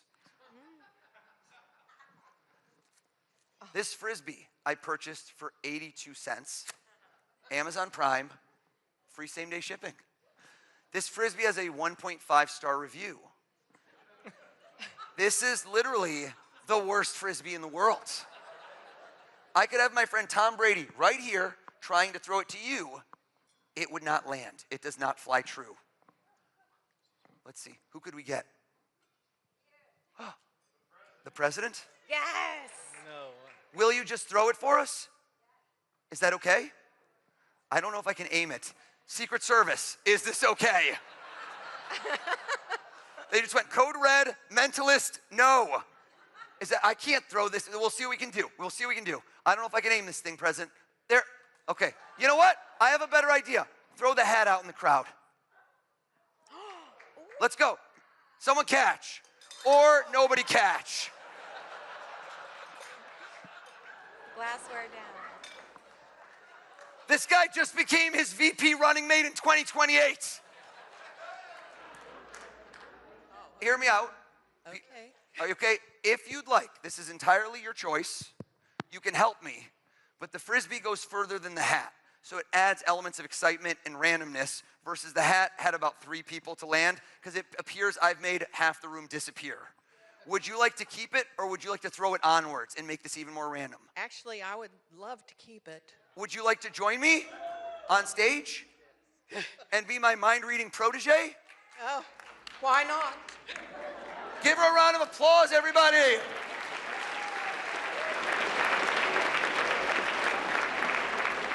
I'm going to stand you right here. We're going to bring you a microphone. Tell us all your name. My name is Diane Williams. Diane Williams, have you and I ever spoken a word in our life? No, never. Diane Williams, go ahead and read their minds. How crazy would that have been? Are you kidding me right now? Diane Williams, we need to get into the zone, okay? No. Not really yoga style. I want you to give me your best mind-reading pose. Bring the hands up here. That's pretty good. That's more, okay, that's more, it's sunny out. Let's hit them, yeah, there we go, there we go. Diane Williams, here's what I'm gonna do for you. I'm going to assist you. Look at me. I'm going to have you picture a crystal ball in my hands. There is not really a crystal ball. You are going to look down into my hands, and I want you to look through that crystal ball, down into my hands, and I want you to nod your head if you are seeing clear as day. 2 people, or pretending. Can you see them? Is that a yes? You're really playing this up. Yes. And keep your eyes closed. Oh, okay. And I want you to repeat over and over in your head who you just saw, over and over in your head. Do you see 2 people? Could you see those 2 people? Close your eyes, Diane Williams. Close your eyes. Kevin, Michelle, uncap your marker. Keep your eyes closed, Diane Williams. I want you to write down your person's first and last name or their name as big as you can. As big as you can, please. Maximize the space on there. The person you picked, write their name as big as you can. Are you done, Michelle? Yes.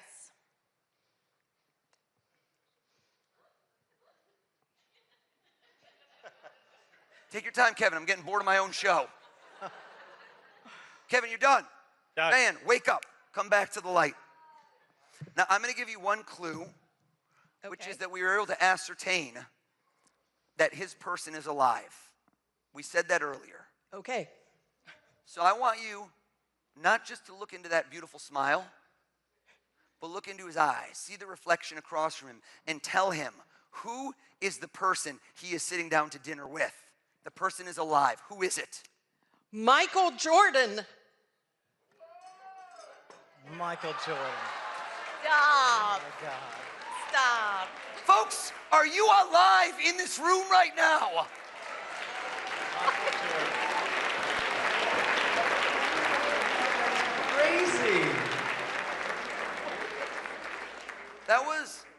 3 out of 10 on something that should have been a 12 out of 10. So no, I'm not looking for pity.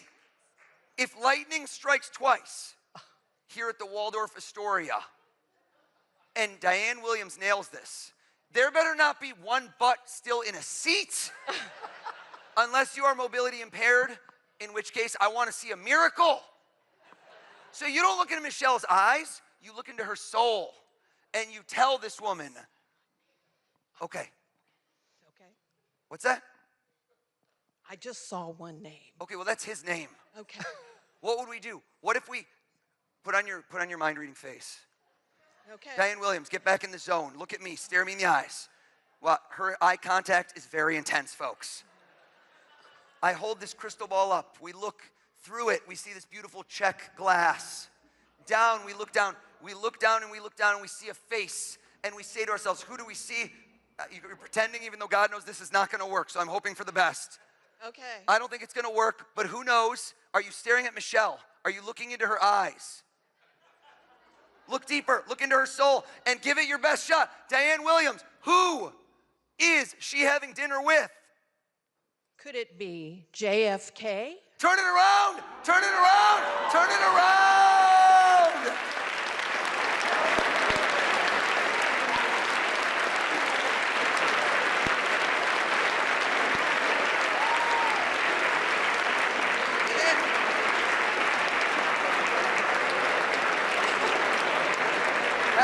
Have a seat.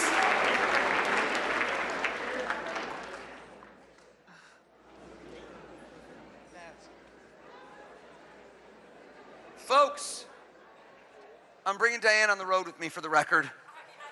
She's keeping the hat. Really quick, let's see at this juncture in the evening if anybody still has battery life. Grab out your phone. Go to your calculator. I just watched this man clear as day clear his browser history. Please go to your calculator. If there's a number, I don't want it. Get rid of it. Clear that number out. And I want to see nice, beautiful zeros out there. Do we have zeros? Hold them up, hold them up, hold them up. Let me see what we got. Okay. I need to see energy. I feed off of it. Who wants in? Who wants in right now? Who wants in? Who seems excited? One guy just looked at me and started flexing. I don't know why.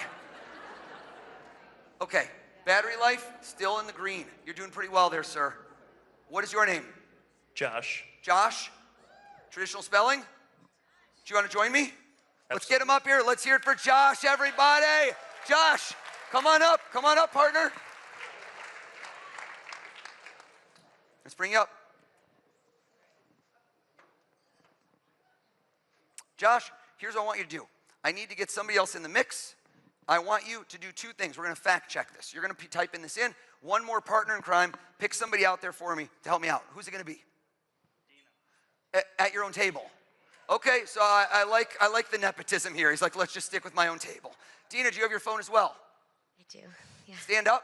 Dina has no cover, just living dangerous over there. This trick is about to be called Apple Care. Dina, should we swap? Josh, come with me. Dina, I'm gonna bring you in as well. Dina, since I didn't get to throw a Frisbee, are you have your calculator open? Yes. Please open it up. What do we have? Is this an amortization calculator?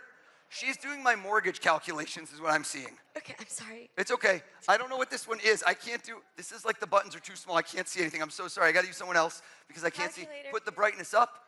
Grab yours. This one's big even though you're at 7% battery. I love it. Dina, give us a number and we're gonna go on stage. Come with me, Josh. Give us a number and I want you to do this. I want you to give us a birthday. Come with me. You know what? Join me. Join me. We'll bring you up. Josh, you're gonna be on deck. Josh, sit down. This gentleman, come with me. Oh, wait. I need you. Yeah.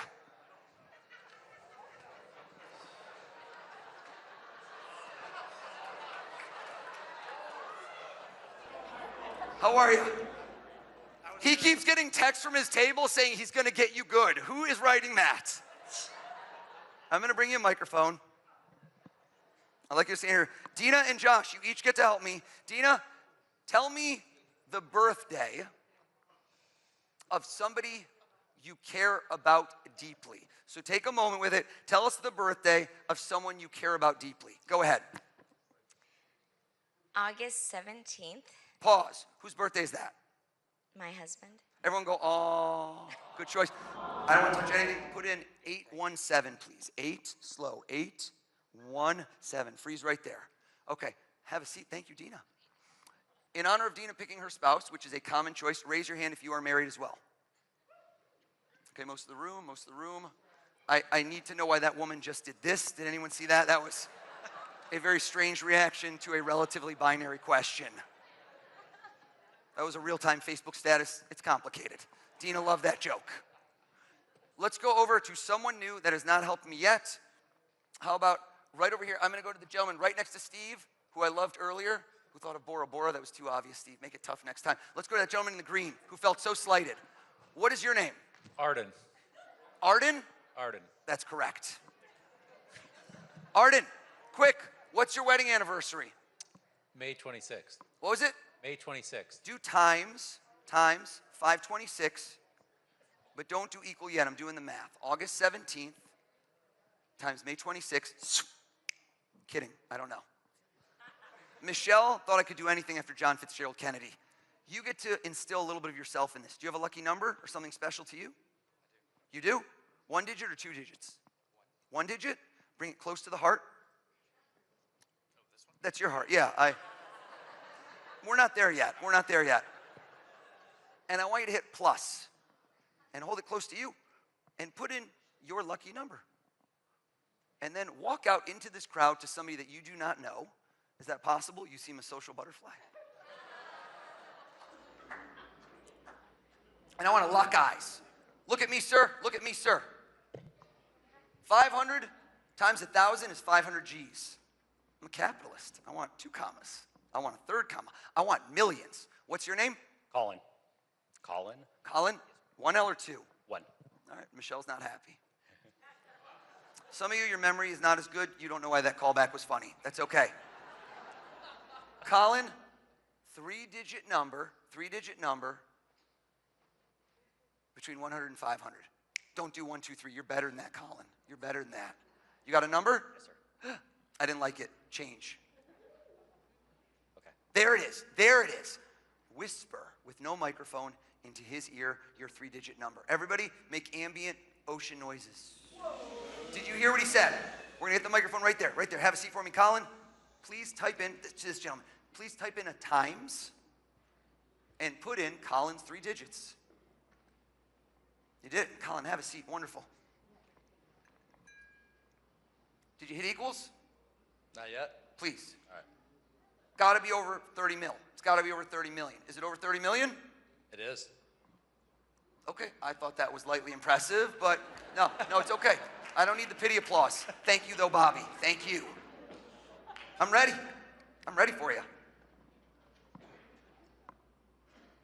Oh, yeah, I'm not Rain Man. What do we get? That's what the calculator, yeah. Read the number? Yeah. All right. 53 million. Hold up. 53 million. 670,000. 600. Oh, I didn't leave enough room. Okay, I'm gonna wrap around. 53,670,000. 682. $682. Bam. Have a seat. Give him a big round of applause. All my helpers. Dina, Josh, way to fact check. I appreciate you.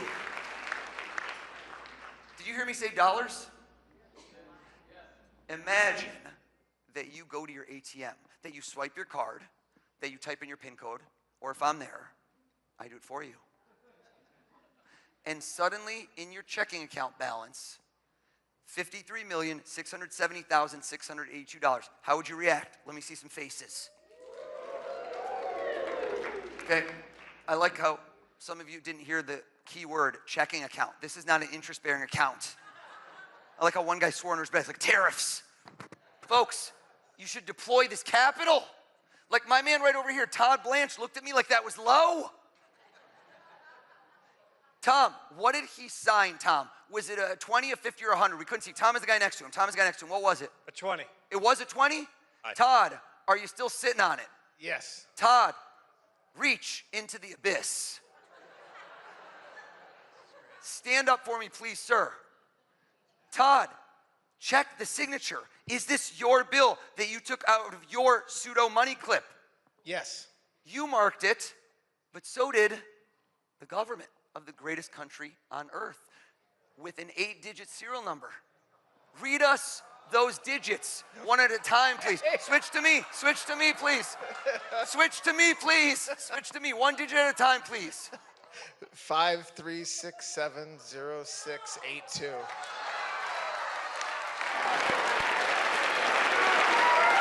Thank you very much, everybody!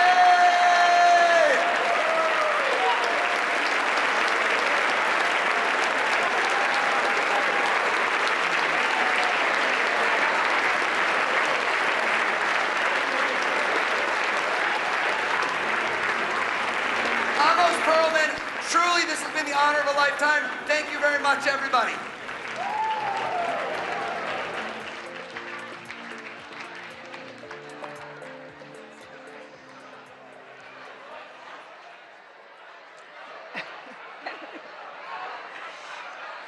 Wow. Oh.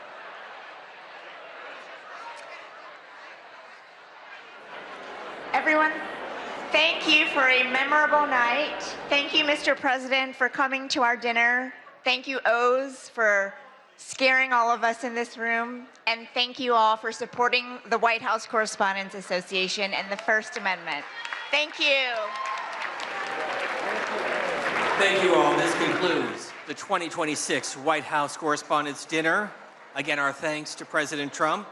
We look forward to seeing you all next year at the Washington Hilton. Please travel safely. Have a good night.